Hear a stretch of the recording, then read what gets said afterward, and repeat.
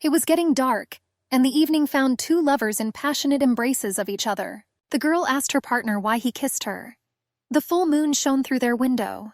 He answered her simply and reminded her that she herself wanted him to help her forget about everything that happened before. And for this he had to change everything, even his appearance. Letitia Violette lay on the bed with sad, tear-filled eyes. He stretched, playing with his muscular torso, and wondered why she was drawn to him when she had lost everything. Letitia lay and sadly looked at the ceiling. Her husband left her. He left her for someone else. She cried and thought how bad it was that he again reminded her of her spiritual tragedy. The guy again felt sorry for the girl. He hugged her and kissed her tenderly. At that moment she thought that he was perfect and had no flaws. Everything was so fast that Letitia could not understand how it all happened. She was sure of one thing. She was very happy in his arms. A young woman was drinking coffee from an elegant cup, and suddenly her husband suggested that she get a divorce.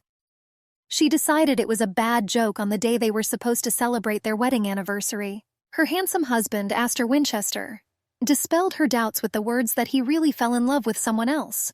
He told her that his new love was a simple woman who was not inclined to think about the eternal. Meanwhile, Letitia's hand nervously squeezed the hem of her skirt. The woman could not stand it. She leaned over her husband sitting at the table and angrily asked him if he was going to continue talking about divorce again. At the same time, Astor was already telling his mistress that he was finally able to pay off his debts. Letitia screamingly asked where her husband got the money to pay his debts. The man also answered her in a raised voice and shouted that he was able to return the entire amount of the investment. True, he was a little overdue, the handsome man admitted. Winchester had always been selfish, and the blonde thought he would remain so. Astor continued to drink tea from an elegant mug and listened to cries about his inability to perceive his mistakes. Our family went bankrupt. Letitia continued to scream out of her mind. My father had to take extreme actions. The woman's scream began to turn into hysterics. Money doesn't mean anything, but society's attitude changes the moment you lose your status. My father went bankrupt at one time precisely because he was unable to receive his investments on time. As a result, he committed suicide. Astor got the money for one simple reason. He was her husband, and she was her father's favorite daughter. Letitia continued to shout at her husband. Astor at this time angrily recalled the moment when Letitia's father asked him if he was ready to marry his daughter. Letitia again thought that if it were not for her mistress, her husband would not have decided to leave her. But Astor at this time was tormented by more mercantile thoughts. He was worried whether he would be able to receive compensation. And in general, maybe it's already enough to talk about money. The black-haired handsome man was completely angry. And what will the compensation change? Will my father come to life? Letitia continued to be hysterical. She didn't think her husband would be so mean. What a naive fool she turns out to be. Again, she thought Astor with her anger and hostility. The husband could not stand it and shouted back that this whole story had long been in the past. Immediately, Letitia heard that her words, screams, and moralizing had already begun to strain her husband. She realized that she was tired of him. She was too emotional, and this stressed her husband and prevented him from building a good relationship with her. The man was tired of the scandal, and he finally decided to say that he was simply tired of the marriage. Letitia stood in pitch darkness, cried and listened to his words that it was high time for him to think about divorce. He talked about how hard it was for him to look at her sad face. The black-haired macho said that at such moments he felt like a real beast. Astor asked his wife to give him a divorce and stop this agony. He talked about how he also wanted to finally become happy, build his own family, and be happy with his beloved. Letitia was stunned by her husband's words, and she sadly lowered her head. The woman told him that she was against divorce because she wanted a child. She wanted this child to be like her. But you can't give birth, Astor answered harshly. Angry, the wife tore the wedding ring off her hand and angrily threw it on the floor. How dare he talk about the child? Letitia thought. The woman was sitting on a bench in the yard and thinking about why she became infertile. After all, it was he who pushed her down the stairs, and she lost the opportunity to have children. Of course, he then asked for forgiveness, but it was already too late. In return for his terrible deed, he promised to take her as his wife. She was still just a child, and the word wedding not only made her happy, but on the contrary, even frightened her. The upcoming wedding was supposed to be a repentance for him. As an adult, Letitia reminded Astor of his promise to marry and live together for the rest of their lives. He was kneeling in front of the young woman, and the maid was watching them from afar. It was Liana whom Astor loved more than life itself. Liana heard the promise of a wedding and burst into tears. How could her beloved do this to her? The mother came out of the house. She was looking for Letitia. The mother did not feel sorry for the girl. On the contrary, she blamed her for not protecting her body. Letitia cried, and Aster's mother gloated and said that no one needed her barren. The mother turned to the father and asked if he had anything final to say. The gray-haired man approached Letitia and said that he knew very well how much effort she had put into making sure everything was fine. Hugging her, he clarified that effort and work alone are not enough for a relationship. The mother cruelly hurried. All your things have been collected and are waiting for you at the entrance. Go away. Appreciate our kindness. We even provided you with a carriage. Letitia looked at her things and got the impression that they had been waiting for her for a long time, even before the divorce was signed. The girl was still standing at the porch when a tub of water poured onto her from above. Olivia Winchester, Ader's sister who poured the water, apologized and pretended that she did not notice Letitia standing near the house and therefore poured water on her. Annie smiled maliciously from the balcony and looked at Letitia, who was soaking wet. The black-haired beauty continued to laugh on the balcony and express malicious concerns about whether it was cold for the wet woman below. Letitia stood below and cried. She was cold, wet, and very, very upset. This is still a grandmother's dress, and Annie continued to sneer. I would, of course, really want to show you around, but unfortunately I'm sorely short of time. Olivia continued to sneer. Letitia continued to cry and suddenly saw Aster with his new passion. He walked around the palace with her and talked about preparing the room for the guest. Letitia thought in horror that the guest would get her room. Letitia rushed back to the castle in a rage. How can it be? It can't be. You can't behave like this, she shouted to the newcomer. The girl was furious. Resentment squeezed her throat and tears kept flowing from her eyes. The servants could barely handle her. Had she never been treated like family in this house, Letitia wondered? And then she remembered how her husband's parents looked gloatingly at those moments when he swore at her and beat her. My mother especially rejoiced at such moments, but Aster's sister was no less pleased with the family scandals. No, this palace has always been foreign to her. She was never perceived here as a full member of the family. Aster finally divorced you, asked the striking brunette with a bright yellow fan in her hands. You managed to do this right on your wedding anniversary. With her head sadly bowed, Letitia entered the hall where her stepmother was sitting and apologized. She looked longingly at the photograph of her late father that stood on the dresser. Was it really not enough for your Aster that he bankrupted us? A beautiful and still relatively young woman was yelling at poor Letitia. With her head bowed, the girl listened to accusations that it was because of her, and because of her husband that her father committed suicide. You disgraced me, and then you had the audacity to return to this house. The stepmother drove Letitia away with a scream. And how could she even come to this house? Her father's widow was simply beside herself with anger. Get out of here, scoundrel. You have no right to be in this house. The stepmother was so angry that it seemed that she was going to attack her with her fists. The stepmother said that Letitia should never dare to return home and defame the memory of her father and her late husband. Letitia recalled her childhood, the time when she was so happy next to her father, and then a terrible thought knocked on her bright head. The woman did not have the strength to fight the world that had rebelled against her, and she decided to commit suicide by jumping into the river. Suddenly Aster appeared in front of her with his mistress. They asked her what she was doing here all alone. In the gaze of the black-haired handsome man there was not a drop of compassion, only contempt and even disgust. At the same time he gently held his new passion by the cheek and was worried that she would not slip. Lianka Snozer had long been Aster's mistress, and expressed a desire to speak with Letitia personally. Aster gently hugged the girl and replied that of course he had nothing against it, and was ready to indulge all her whims. The mistress came up and asked Letitia's friend if everything was okay. Aren't you cold here?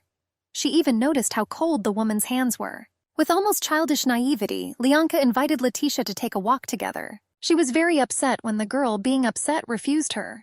It turns out that Miss Snozer wanted to talk to Aster's wife about what happened before her father died. Letitia was incredibly surprised by what she heard. How does this young lady know what happened? She thought. Lianka was very happy that Aster's ex-wife finally heard her. She continued to ask Letitia if she treasured her father. The woman was very surprised. She couldn't understand why her husband's mistress was talking about her father, and how she even knew about him, and everything that had happened. Lianka continued to drag Letitia out for a walk. She finally intrigued me when she threatened that if the woman did not decide to go now, She would never hear the secret again. Fearing treachery and cruelty from a woman who seduced a married man, Letitia followed suit. Having come to her senses a little, Letitia decided to take revenge for her father's memory and slapped Lianka in the face. But instead of tears and hysteria, Lianka laughed and called the girl funny. She continued to torment Letitia, asking if she found her father's behavior before suicide strange. Can people who are ready to commit suicide behave this way? At a minimum, the father should have left a will. Letitia remembered that her father had not changed his previous will before his death. Lianka refuted her thoughts, saying that her father was going to indicate one heiress in his will. Her name is Letitia Violette, but he did not have time to change his will and no one knew why this happened. Letitia asked the young insidious creature who knew so much about her family's past, who actually benefited from the fact that her father did not change the will. And then it occurred to her that we were talking about Ksenia, her stepmother. At this moment, Letitia's father simply took pity on the widow with an orphaned child and married her. By the way, she was also a distant relative of the Violette family. It turns out that if her father had managed to change his will, then Letitia would now be a wealthy lady and would not need anything, and the stepmother could not become the head of the house. Suddenly, Letitia was struck by a terrible thought. The father is not mindful of his death, and Ksenia's ex-husband probably also died not because of illness. Lianka saw that Letitia did not particularly trust her. Therefore, she suggested going to the village and finding witnesses of those years. The only thing Letitia couldn't understand was why her husband's mistress was helping her. But Lianka explained that she also really didn't like Ksenia. Letitia couldn't believe her ears. It turns out that while pretending to be drunk, Ksenia really clung to Aster. Many people have seen such a picture, so Ksenia will not be able to get away with it. It seemed that Lianka truly sympathized with Letitia. But it was all a deception. She meanly stuck a knife in Aster's ex-wife. Letitia didn't even have time to really get scared. She looked at her husband's mistress with wide eyes. She threw the body of the poor fellow into the river without any twinge of conscience. At the same time, she also called Letitia a fool who had no idea what happened to her father. Lianka enjoyed her cruelty and was glad that Letitia would soon meet her father. The woman was diving underwater and was in great pain. It hurts not from the knife, but from the fact that she believed in her family and lived for them. It turned out that it was in vain. She remembered again how happy she was when her father was still alive. Suddenly, right under the water, she heard a voice calling her to stop crying. She didn't have time to come to her senses before she found herself in the arms of a handsome blonde man. He pulled her out of the water and talked about how good she was and how well done she was. Letitia came to her senses and could not understand where she was. The wound no longer bothered her. A young handsome man entered the room, the same blonde one. He saw that the girl had already woken up. He stood in the doorway and gently reproached her, reminding her how she bothered him at night when she asked him to constantly hug her. Letitia stood upright in her nightgown and couldn't believe her eyes. Standing before her in person was Emperor Sionian himself from the miracle state of Westeros. The blue-eyed handsome man confirmed with a smile that everything was correct. He was the Emperor of Westeros. The woman wanted to know why he saved her. She asked him about it. The Emperor said that first she must answer whether she is the blood child of Count Violet and the daughter-in-law of the Marquis of Winchester. With tears in her eyes, the girl listened to his next question about how she ended up in the river and even with a knife from her chest. The memories made her grab the still aching wound with her hand. The Emperor reminded her that it was he who stopped the bleeding and ensured that the wound did not fester. It was he who did everything possible to save poor Letitia. Langaro Mahashan, the adjutant, shouted at the door. He was shocked by what he saw, by what the Emperor was doing. Without any fear, the adjutant scolded the blonde for the fact that the girl had not yet really come to her senses, and he was already tormenting her with questions. The man also asked if she was scared when she woke up in a new place. It turns out they were on a ship. It was from aboard the Westeros liner that the Emperor noticed Letitia drowning. The girl thought about what kind of magic this is. Westeros itself, a fairy tale state where God finally lived. This is probably why such an unusual child was born into the family. Due to his divine abilities, he was called Salt. The Emperor began to reassure Letitia that the liner had changed direction, and they were no longer sailing to the east. The girl did not understand what was happening. The handsome man began his story by discovering her in the river while exploring the outskirts of the city. About a week after her rescue, she was still on the verge of life and death. The girl wondered if the Emperor always treated in such an unusual way. During the treatment, he constantly touched her skin, Remembering all the horrors, Letitia asked if he told her family that she had survived. The emperor replied that the houses had already begun to prepare for her funeral. It turns out that Ksenia spread rumors that, being depressed after the death of her father, Letitia also committed suicide by throwing herself into a raging river. The emperor saw the knife in the brunette's chest and therefore did not believe a single word of his family. The emperor met with Aster and asked, "Did Ksenia stick a knife and throw the girl into the water? After all, she was the last one to see her." Letitia overheard the conversation and said that it was definitely not Ksenia who did this act. She reported that her husband's mistress, Lianka Snoweyser, threw her into the river. The emperor immediately remembered the girl with blue hair and amazing violet eyes. He also remembered how the deceitful girl cried at the funeral. Immediately, the emperor asked Letitia if she was going to return to her husband again. The girl nervously clutched the hem of her dress and thought that it would be better if she died then than experience such shame. And suddenly, gathering all her will into a fist, Letitia thought that she had absolutely no need to die. She'd better come up with her own plan and take revenge on them all for her suffering.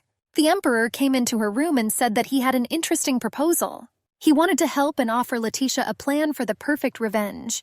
His plan was so cruel that all of Letitia's ill-wishers had to wish themselves dead. His Majesty was confident that by listening to his girl, she would not only take revenge, but also regain her position in society and her rightful inheritance. His confidence was transferred to the young woman, and she believed that she could take back her life. The only thing that worried Letitia was what she would pay for her help.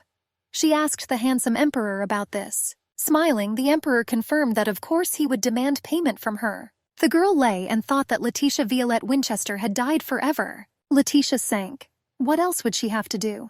The emperor liked her resourcefulness. He sat down on Letitia's bed and told her that the one who killed the person dear to him lived in Noterland. To find out who he is, Letitia will have to enter high society and declassify him. It was this role that the emperor assigned to Letitia. This was his payment for help. The emperor promised to give her a new life and a new status.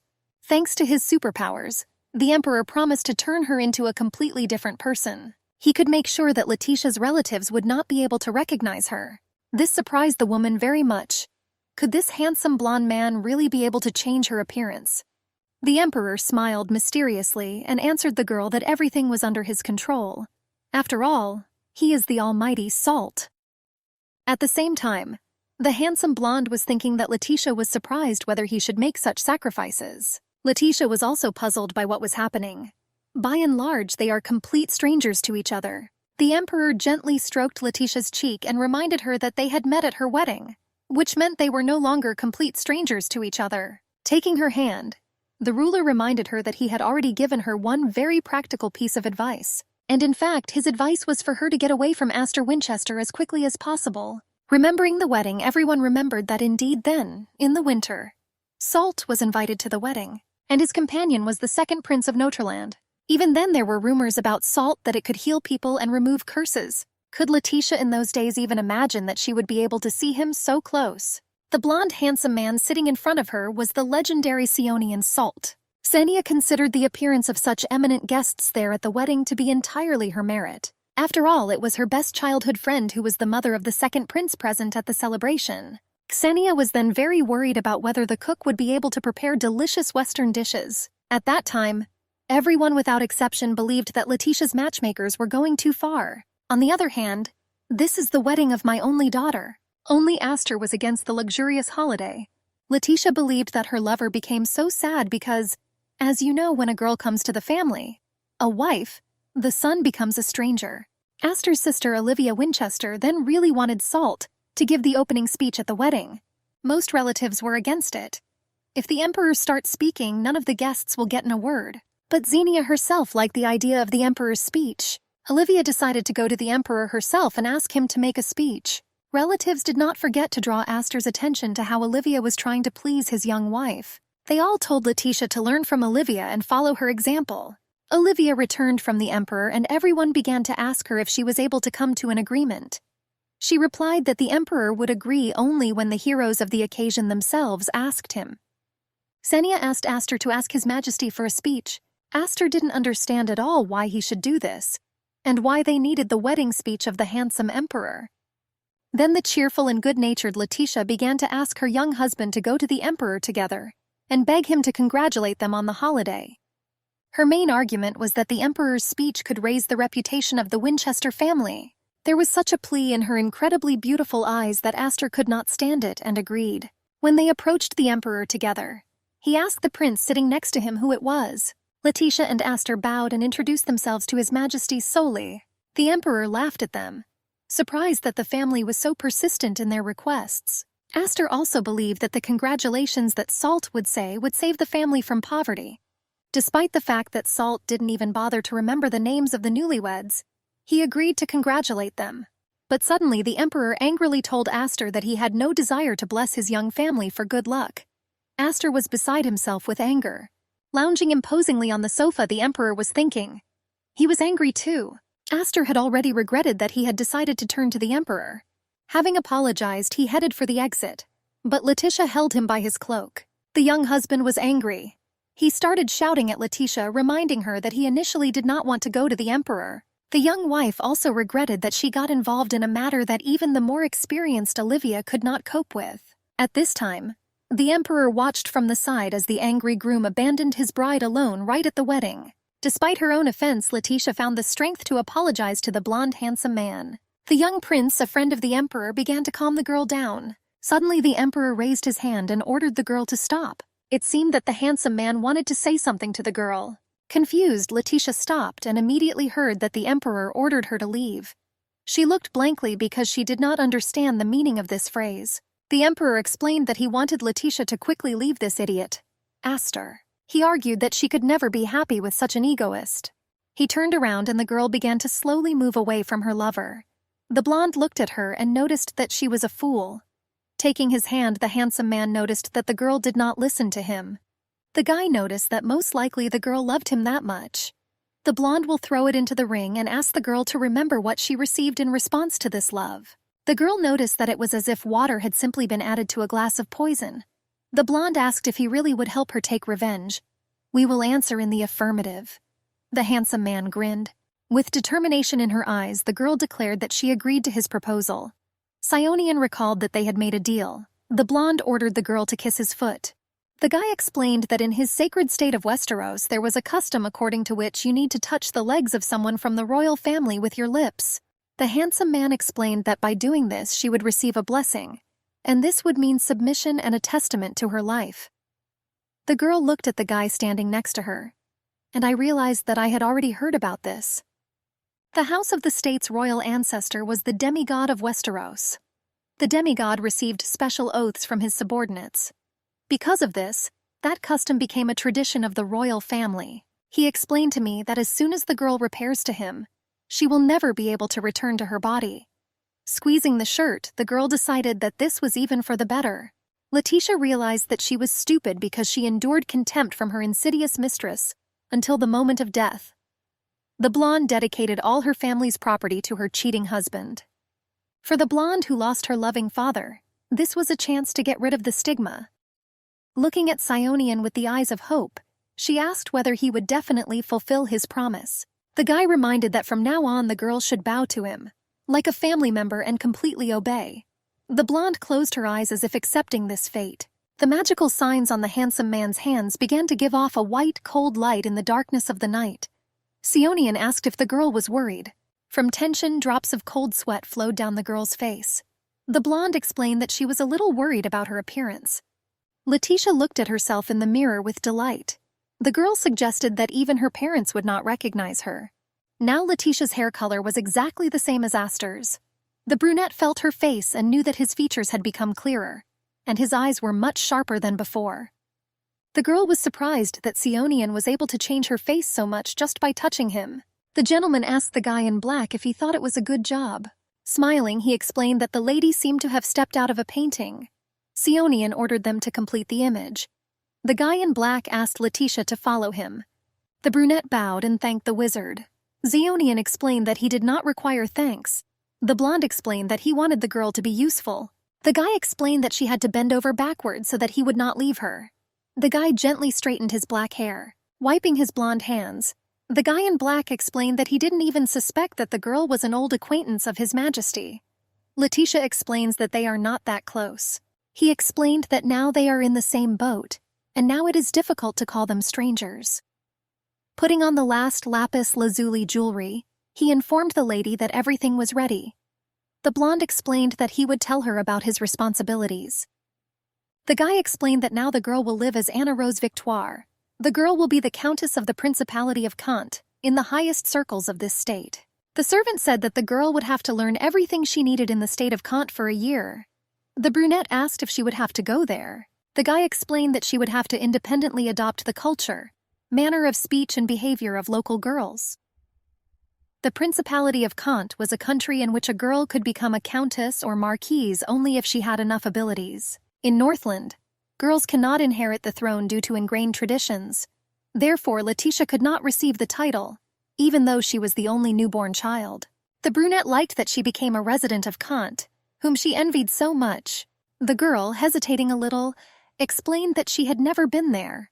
Letitia said that she had never been anywhere outside of Northland. The brunette asked if she could cope. The servant reassured the girl that in Kant they use the official language of the mainland, and that should be enough for her. The girl suggested that there was a special accent there. Patting the girl on the shoulder, the blonde explained that 1 year seemed like a short time, and promised that he would help her, that no one would suspect anything. Letitia reassured herself that her new appearance, status, and unlimited help would help her. The girl convinced herself that she had to cope. The guy noticed that she started bleeding again. I assumed that blood circulation had accelerated due to the long stay in the hot war. The servant suggested going to His Majesty. Letitia insisted that she was fine. A light blush appeared on the girl's cheeks. The blonde asked the girl not to be stubborn. The guy claimed that His Majesty makes everyone embarrassed. The blonde argued that if she got to know Sionian better, she would become more comfortable. The girl asked what the guy meant. The servant explained that he meant that you should not adapt to his mood or try to please him. The blonde said that only benefit is important to the gentleman. The guy said that His Majesty does not evaluate people for personal reasons. The servant asked the girl not to worry. Letitia stood in front of the door. The question in her head was whether he was that comfortable. Sionian asked what happened. The brunette reported that her wound was bleeding again. Confused, the girl explained that she did not want to bother the gentleman. But Langaro insisted that she go. Sionian, leaning on one of the columns, opened the door and ordered the girl to go through. The blonde gently placed his hand on the girl's shoulder. Letitia wondered why her wound had not yet healed. The gentleman suggested that it was not inflicted with a knife. Sighing heavily, the handsome man explained that it was not because he lacked abilities. Placing her hand on the wound, the girl explained that thanks to him she felt much better. The brunette thanked the guy. The blonde explained that the obligatory owner must take care of the horse. The guy gently ran his hand through his silky hair. Letitia realized that he was stroking her head like a dog. The brunette realized that she had not been stroked like this for a long time. The gentleman asked if she really still had a longing for the past. Letitia explained that she did not leave her life in the past of her own free will. She insisted that her past had been taken away and trampled upon. Looking disapprovingly at the girl, Sionian asked how she got involved with this. The blonde noticed that she did not look like a touchy person. Letitia suggested that in the game it was so easy that you wanted to hurt her at least once. Gently stroking the girl's hand, the handsome man asked why girls in Northland were so attached to their husbands. Sionian remembered that previously in that state, there was a tradition of burying girls alive along with her husband. Look into your eyes. The brunette explained that now everything was not so serious. Letitia shared that her state was conservative. The gentleman asked if, because of this, her husband could calmly cheat on her. Staring at the floor, the girl explained that men's actions are not ignored, but are considered not so shameful. The brunette explained that she had feelings that everyone was silent, if cheating did not interfere with pedigree or status. Letitia sadly remembered how her husband dishonestly made love with his mistress. The blonde asked what the girls were allowed to do. Sionian asked what would happen to a girl if she cheated on her husband. The brunette said that if a married woman in Northland cheated, she was immediately returned to her parents. The girl said that in addition to the distribution of property, the traitor will have to pay huge compensation to her husband's family. Their children could be at risk of being unable to inherit. Sionian noticed that the rules were only for girls. She asked why he asked about this. Leaning over the girl, the guy explained that he wanted to commit this crime. Letitia couldn't wrap her head around what she had just heard. Stroking the girl's face, the blonde reminded her that she was expelled even before committing treason. His hand gradually lowered into the neckline. Sionian explained that the girl did not need to pay compensation since she had already died. The guy reminded that the girl did not have children who would not be able to receive the inheritance. Gently biting the girl on the shoulder, the blonde suggested that this one would sound very strange.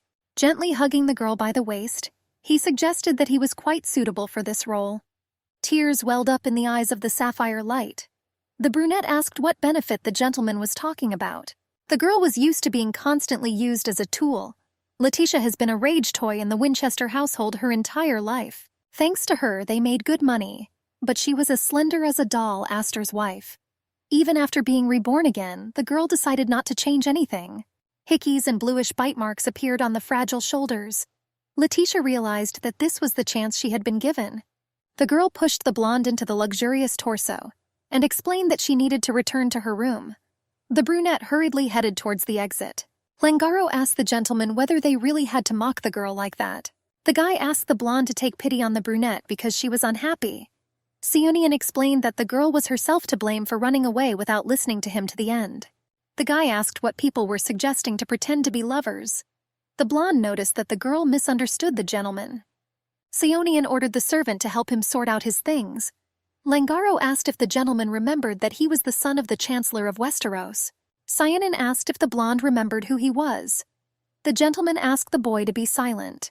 Obediently bowing his head, the guy with the monocle remembered that the gentleman was not just a prince, but salt. Langaro reverently adjusted the master's jewelry in ringing silence. The blonde assumed that the blue-eyed gentleman was worried about his harsh statement. Langaro offered to go and resolve their misunderstanding. He suggested that such a construction should not cause failure in the master's plan. Moonlight flooded the girl's room. Covered with a warm blanket, the girl twitched nervously in her sleep.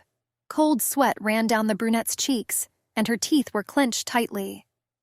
In the dream, the girl was running across the field. Her silhouette was illuminated only by dim moonlight. The blonde heard a familiar voice that ordered her to come there. With tears in her eyes, she turned around and saw her husband's mistress with a huge sword in her hands. With a creepy grin, the girl explained that it was useless for her to run away. The hem of the white dress was covered with dirt and many holes. The creepy girl suggested that Letitia also wanted peace. Our heroine stumbled, hitting her face in the dirt. The question in my ears was whether the blonde really lacked sincerity. Many insults rained down on the girl in a flurry, betraying her to those terrible memories. Many hands reached out to Letitia. The blonde tried to run away in panic, begging at least someone to help her. The brunette grabbed her hand sharply. The girl was surprised to see Astor and begged him to help. The man released his hand and the sharp sword pierced her heart. Pressing his nose to the girl's nose, the ex-husband said that no one would save her.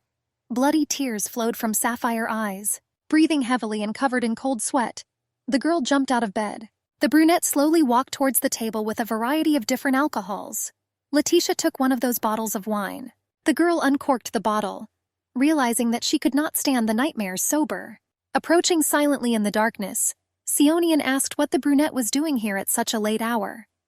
With a trembling in her body, the girl coughed, and having finished the burgundy wine, insisted that she used it as a sedative. The gentleman snatched the bottle from his hand and explained to her that drinking alcohol with an unhealed wound was a bad idea. Let's face it, Letitia told everything. She claimed that she could not sleep due to chest pain. The blonde explained to her that in this case it was worth coming to him. The guy asked if the girl really didn't know why she didn't have painkillers on their ships. Pressing her hand to the wound, the girl asked again with a trembling. Sionian tore her dress and saw a bleeding wound. Scarlet blood stained the snow-white bandage. The blonde explained that these were all the consequences of drinking alcohol. Touching the chest, Sionian used magic. Light flooded the room, slowly healing the brunette. The girl touched the hand with the magic symbol with trepidation. Letitia lowered her eyes and apologized for causing Mr. discomfort. Blue eyes flashed in the darkness of the night. The guy looked at the girl with contempt and repeated her words. Letitia bowed her head and stood with folded hands, looking guilty. Having sat down comfortably on the sofa, the blonde assured that he was disappointed with the girl, that she still did not understand him. Sionian invited the girl to sit next to him. The guy explained that they still had an unfinished conversation. The blonde noticed that the girl couldn't even control her body after drinking alcohol. Tightly gripping the hem of her dress, the girl bashfully blurted out words of apology. The gentleman asked if he really couldn't even joke with her. Drops of cold sweat appeared on the brunette's face. She gave the blonde a puzzled look. In a trembling voice, the girl asked him if it was really such a joke. Sionian explained that the proposal to change was just one way to take revenge on his ex-husband. The blonde explained that if she lived for a year in Kant, it would be quite difficult for girls to live in Northland. The guy suggested that she could use his authority. Sionian explained that if he had simply wanted to use the brunette as a tool to satisfy his needs, he would not have even offered her a deal in the first place. Dead silence reigned in the room, flooded with light. Letitia felt quite awkward. The brunette realized that such a man could not want her, and she simply misunderstood him. Lowering her eyes, the beauty explained that she had misinterpreted his words. The brunette explained that she had shown her emotionality in vain and was now feeling guilty. Letitia caught the surprised look of the gentleman. Looking thoughtfully at her, Sionian replied that he had already explained himself for his actions. The blonde recalled that he still had not received an apology for the girl's actions. Nervously crossing her arms over her chest, the brunette asked what she needed to do to make him forgive her. The guy asked to kiss his lips, which blessed her fate. Sionian gently touched his finger to his lips. The blonde noted that only after kissing the girl would he accept her apology. Letitia froze, and a slight, bashful blush appeared on her cheeks. She lowered her eyes in shame, trying not to show her emotions. The blonde recalled that the girl said she was allegedly ready to do anything for the sake of revenge. The gentleman asked if those were just empty words. Letitia answered in the negative. The girl assumed that the gentleman was checking how suitable she was for the role of his mistress. The brunette understood that this was not real. Putting her hand on the man's massive shoulder, Letitia asked if the gentleman could close his eyes. Her crimson blush did not disappear. The blonde grinned and noticed that she acted like a virgin. Letitia closed her eyes and apologized. She kissed his neck tenderly. Sionian explained that his lips were slightly higher. After a passionate kiss, the blonde asked if she really did it on purpose. The guy pulled the brunette to his waist. The girl made excuses that she had not done this for a long time. Letitia wondered if she should try again. Looking down, the gentleman explained that it was not worth doing this. The blonde explained to the girl that one could assume that he had forgiven her. Sionian ordered the brunette to return to her room. Drops of cold sweat quickly ran down her face. The girl realized that this was definitely a test. Having bowed, Letitia wished the gentleman good night. Turning around, the girl successfully headed towards the door. Having unbuttoned his snow-white shirt, the blonde revealed a luxurious hammock. He noticed that the room had become quite hot. Looking down, Sionian wondered why his body was burning. The servant informed His Highness that they had been contacted by the royal palace. Looking at the gentleman, the blonde explained that he would then ask for compensation for the psychological damage caused to him. The blonde ordered Langaro to leave.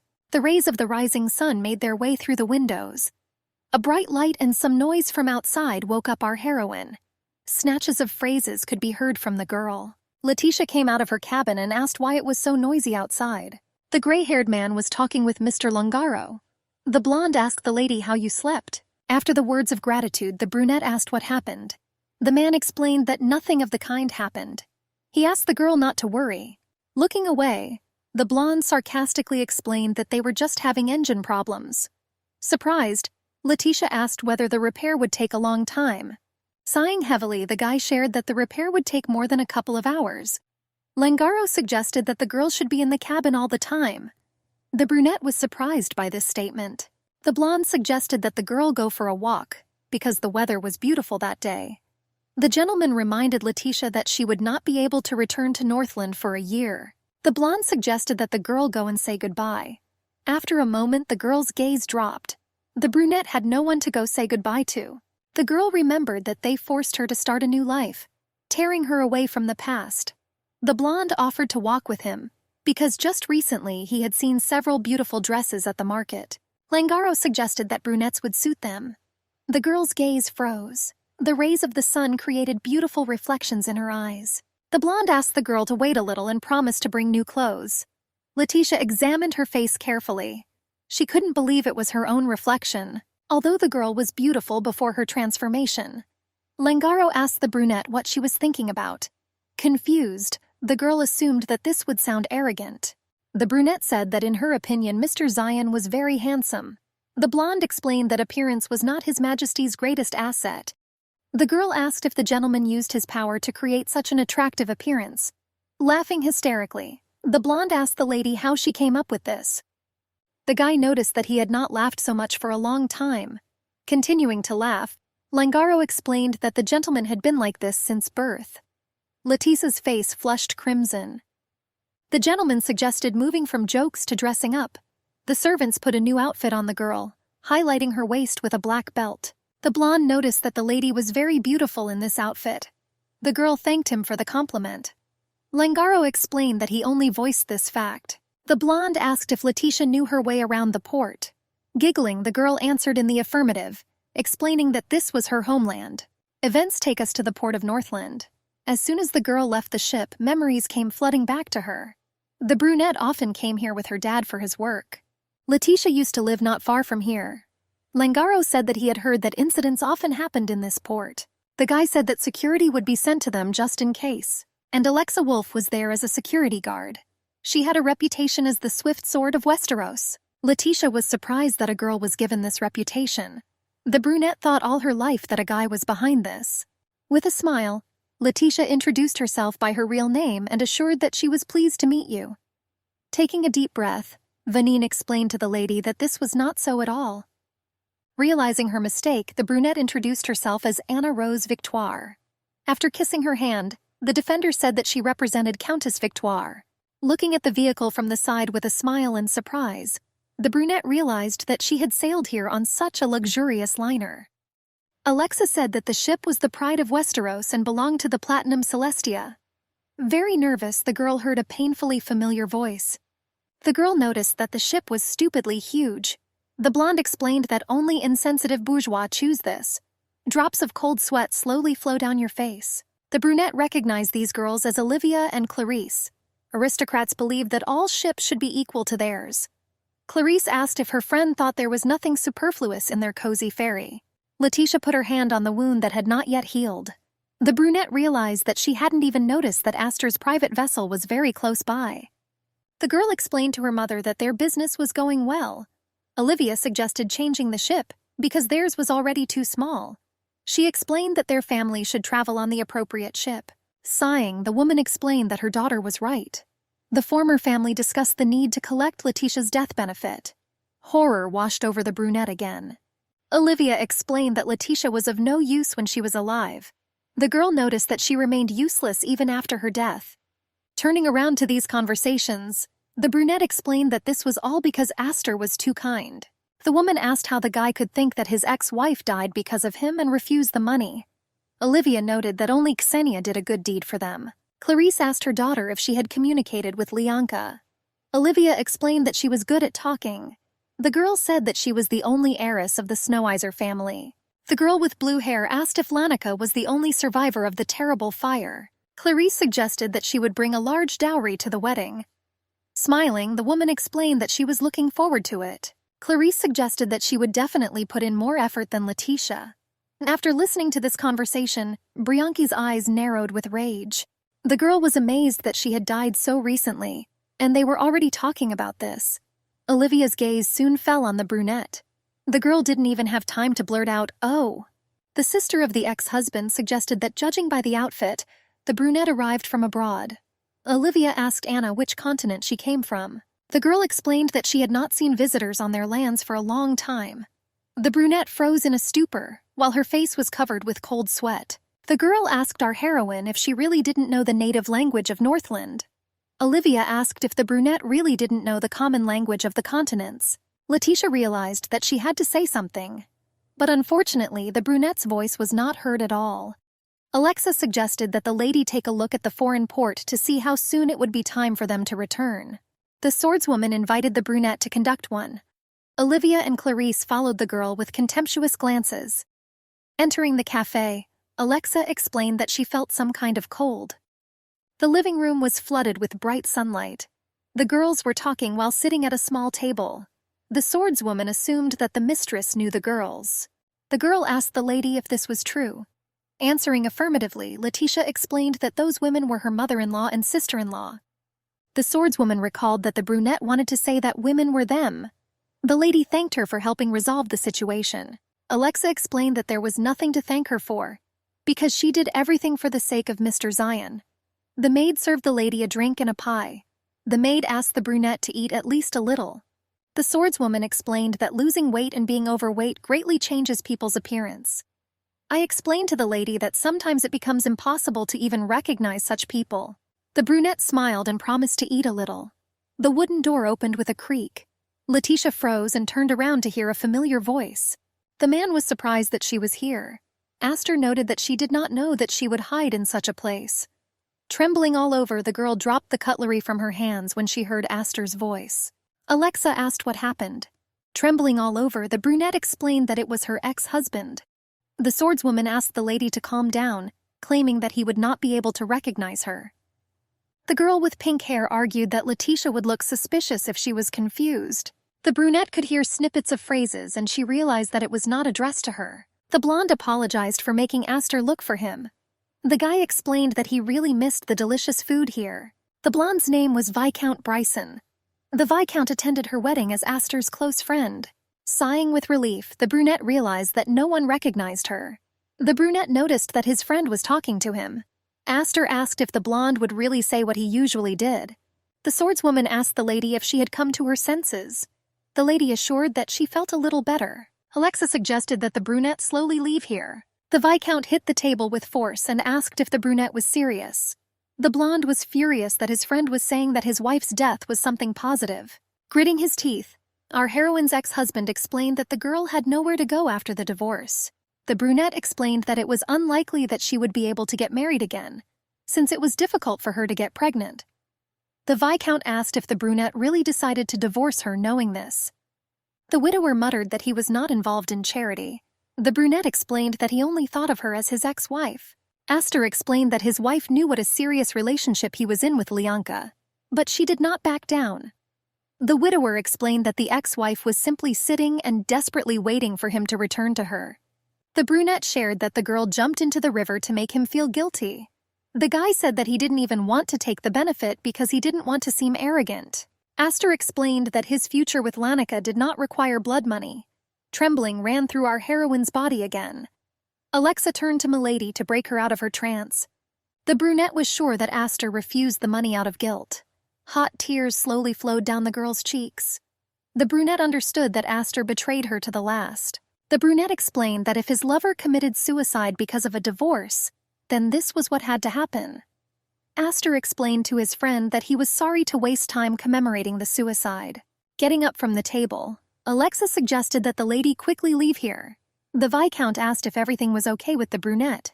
The swordswoman explained that there was nothing wrong with her, and asked the guys to continue their dialogue.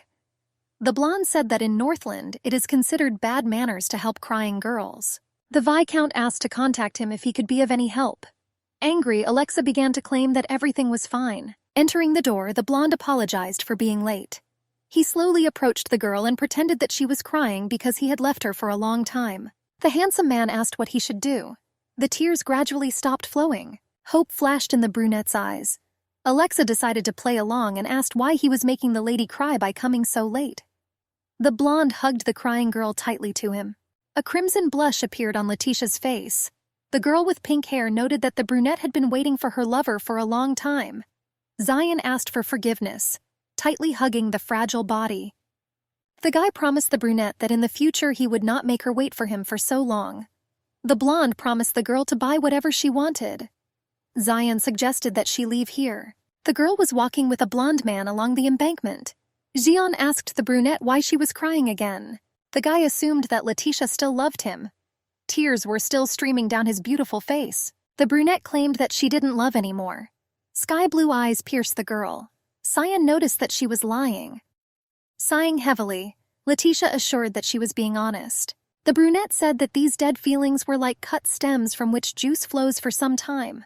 Hot drops flowed down the girl's face. She realized that she showed her emotions only because of her ex-husband. Letitia was afraid that the master would think how pathetic she was. The blonde asked why she was starting to cry again as before. The guy gently lifted her face and looked into her amethyst eyes. Sionian was surprised that the brunette didn't even hide it. The blonde explained that if he were in the girl's place, he would bite his tongue so as not to show weakness. The guy noticed that the girl needed to learn a lesson. Letitia asked what lesson he was talking about. The blonde walked with a calm step towards the arriving carriage. The guy explained that he wanted to show her something. Zion asked to follow him. The girl, with tear-stained eyes, pressed her hand to herself. The last rays of the setting sun disappeared, plunging the city into darkness. The carriage drove up to one of the cemeteries. It was completely dark outside. The brunette hesitated and looked at the setting rays of the sun and the landscape of the cemetery. Seonian asked through clenched teeth whether she understood where they were now. After hesitating, the girl nodded her head affirmatively. Letitia understood that this was the Winchester family cemetery. The brunette asked why they came here. Langara helped the girl get out of the carriage. The gentleman walked towards the cemetery with a confident step. His cloak fluttered in the light wind. The brunette's gaze darted between the gentleman and Langaro. In deathly silence, the company entered the cemetery. At one point, the blonde stopped. The gentleman asked the brunette to read who this grave belonged to. Sion ordered the girl to do it quickly. Looking at the monument, Letitia saw her initials. The blonde asked Langaro what funeral traditions are in Northland. The guy said that one of the steps was to bury things that the deceased liked in the tomb. He said that they also buried favorite flowers, a dress, and a family photo. The guy explained that we would also put toys or something valuable for the deceased in the grave. The brunette took the wilted daisies from her graves. Tears were welling up on the girl's face again. Seonian asked if the girl was interested in what was in her tomb. Looking at the withered daisies, she explained to His Majesty that she did not want to know this. The gentleman recalled that she said that she needed to realize this. With a snap of their fingers, the two men began digging up the grave. Soon the coffin began to be visible. The man was not the least bit surprised that the coffin was made of cheap material. Turning to the servants, the master ordered to open it. Soon the edge of the bandits' shovels crashed into the lid of the coffin. There was a ringing silence in the cemetery.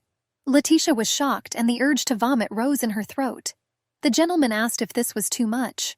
The entire coffin was filled with garbage. Wiping the sweat with his hand, Langar noted that it was cruel. The blonde noticed that the girl's relatives had gone too far, filling up with garbage. Touching the brunette on the shoulder, Seonian reminded her that in Northland they usually put something associated with the deceased in a coffin. The blonde asked people to look at it. The guy asked if she still missed the past. The brunette looked in horror at the bags of garbage illuminated by the moonlight. Letitia's vision quickly began to darken. A moment later, the brunette fell unconscious. Having caught the girl in his arms, the blonde noticed how weak she was. Langaro explained that this was truly shocking, and he reproached the gentleman for why he specifically showed her this. The blonde explained that such a stupid girl would not have understood anything without such confirmation. Seonian explained that their revenge would not be easy, and he responded by noting that the master's methods were always effective.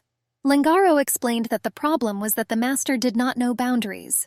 The blonde asked Seonian to apologize to the lady when she woke up. The guy explained that he would suffer from a long nightmare. The girl woke up in a room flooded with light. Opening her eyes, the girl realized that it was His Highness's cabin, and Letitia understood that they had to return. The master ordered her to lie still. The blonde explained that her fever had not yet subsided. Seonian guessed that it was most likely due to the shock he received. Lowering her amethyst eyes, she asked what she was wrong about. The brunette said that she wanted to do everything in her power because she loved her ex-husband. Letitia shared that she didn't want to appear like a coward in front of people. The brunette said that no one was aware of it, but she tried hard. The girl wondered if these feelings were really so bad that they insulted her until her death. The blonde reassured her that it wasn't her fault. Seonian explained that the girl did everything possible and fell into the trap of her emotions by simply choosing the wrong partner. The brunette explained to His Majesty that she knew this. Seonian asked if even after this Letitia wants to give away her feelings. The girl said that she intends to do so, that if her ex-husband felt bad, she would sacrifice her life and come running. Letitia wanted to believe it, even if it turned out to be a lie. The brunette was sure that it was better for her to believe and be deceived than to regret not believing. The girl admitted that if she could, she would kill herself the same way Lianka did to her. The girl felt that her existence was a mistake. The brunette believed that it would be better if she had not been born. The gentleman realized that this time Lianka was right, because the body and soul of this girl were being destroyed. The blonde suggested that the shock therapy was too much. The guy felt that this had completely destroyed the existing cracks. Zion decided to take responsibility and make sure that the soul did not break. The blonde realized that the girl was like a deer that could not become a wolf, and a sheep could not become a tiger. The gentleman explained to the girl that she was born the way she is. The guy gently stroked Letitia's tender face. The guy hoped that such touches could smooth out the girl's wounds. Wiping away her tears, the prince insisted that it was not her fault. Gently tucking her hair behind her ear, Seonian explained to the brunette that she had done everything possible and had fallen into the trap of her emotions by simply choosing the wrong partner. After kissing the girl on the forehead, the blonde explained that she did not have to take responsibility for this. The gentleman explained that only the girl's ex-husband, who did not accept her love, and his mistress, who took her place, were wrong. Zion put the girl on the bed and explained to her that they should bear the blame. The guy asked Letitia not to take responsibility for the sadness she felt because of them. The blonde hovered over her, looking into her amethyst eyes. He claimed that the girl did everything in her power and was confident in her feelings. The guy asked the brunette to behave with dignity. Closing her eyes, she wiped away the remaining tears. Smiling, the blonde noticed that she had finally stopped crying. The guy asked if she was still so sad that she wanted to die. Stuttering with uncertainty, the girl replied that she was no longer in such pain. The prince noticed that this situation still affected her. Gently running his finger over her lips, the blonde explained that he could do something not from the duties of assault, but simply as a man. Clutching a snow-white shirt, she asked whether her internal pain would stop after this. Gently kissing the girl, the blonde answered her in the affirmative. Some kind of sadness still flickered in the heroine's amethyst eyes. He gently kissed her neck, and he promised that she wouldn't even think about her ex-husband. Astor Winchester was Letitia's everything, but she was nothing to him. Next to him, the brunette always considered herself unworthy. The girl was depressed every time and hated herself. Letitia was sure that she must hate him, because it was because of him that she became like this. The girl now probably saw something that she should truly regret. The blonde gently squeezed her hand and pressed her to the bed, and Letitia now realized that she had to love herself. The girl's cheeks turned red while the blonde asked her to look only at him. The brunette realized that she had to do her best for the one who cared about her. The prince gently pressed her to him, kissing her lips. Getting out of bed, the brunette thanked the gentleman for last night. The girl promised to try to prevent this from happening again. His blonde hair fell over his luxurious torso. His blue eyes were calm as always. Letitia explained that she now feels completely worthless. The girl promised that someday she would become a useful tool for the blonde. The brunette asked the man not to throw her away. The prince explained that he began to hate Letitia Violet as soon as she began to do this. Smiling, the prince explained that he hoped Anna Rose Victoire would like him. The prince informed her that a strict schedule awaited her upon her arrival in Kant. The gentleman explained that Angra had to take care of the girl's comfort. The prince asked if he could please her one more time before leaving, and he asked her to say what she wanted now. Pressing the hem of her dress, the girl assumed that she had already received more. Confused, she asked for flowers. Zion will throw on a snow-white shirt. The guy asked her again if she really wanted flowers. Confused, Letitia asked for at least one flower. The prince asked why the girl wanted them. Smiling, the brunette explained that her friend said that after the first night with her lover, she received a bouquet of flowers. Letitia explained that at that moment she was very jealous of her, because she never received flowers. Smiling, the girl explained that it was time for her to go. The blonde followed her with his eyes. The guy turned around and saw a merchant with flowers. Xian was surprised that they were just flowers. Bright rays flickered in the sun's glare on the water. Letitia looked at the decorations and desserts. Alexa asked the lady if she liked the walk around the port of Kant. She said that she really enjoyed the walk, not noticing the pain in her legs. Taking a deep breath, the swordswoman was surprised that she did not notice this. The brunette asked her not to worry, because she was very interested. Smiling, the swordswoman asked the lady to quickly go and rest. Letitia noticed that the girl had worked really hard and asked her to rest here too. When Letitia opened the door of the room, the scent of flowers filled her lungs. Her room was strewn with many roses and looked more like a greenhouse. Letitia froze, remembering the request to give her at least one flower. The brunette looked at the bouquet with tears in her eyes. The girl had never received flowers before that moment. Letitia realized that in the coming year she would return, becoming the ideal Anna Rose for His Majesty. The blonde gave her spring after one request for flowers. Time has treated those who inflicted the wounds and those who received them fairly. Anna Rose had been in the state for a whole year. The girl wondered if he was living well. The prince never contacted her during all this time. The red-haired guy asked what she was thinking about. The girl asked what he thought the dependent's thoughts might be. Edgar asked her not to say that. The Marquis explained that the girl was very important to their family. Baudrin was a family of marquises famous for their wine production. They became the founders of part of the special traditions and culture of the state of Kant. The marquises collaborated with Sionian and also confirmed the identity of Anna Rose Victoire. She assured that it was very nice of them. The guy said that he heard that it was time for the brunette to return to Northland. Edgar reminded the girl that she needed to resolve her affairs there. Raising a mug of tea, the girl explained that thanks to this she could become Anna Rose Victoire. Edgar said that he was very worried because the girl could get caught in the rain after leaving this place. The Marquise was worried that the girl would force herself to smile with sad eyes, like the first time here. Anna thanked her for your concern and explained that she had changed a lot this year. Very embarrassed, the Marquis suggested that this would be a strange request. Edgar asked if the girl could reconsider her decision about her departure. Entering the room, the red-haired girl asked the guy what he was muttering there. Marie asked why her brother was asking if he himself knew that the request was strange. The girl asked what kind of words about rain. Marie asked Anna why she was listening to this nonsense. The red-haired girl joked that a girl from Kant could call herself after something like that. Laughing, she asked for forgiveness. The Marquise asked why she was apologizing.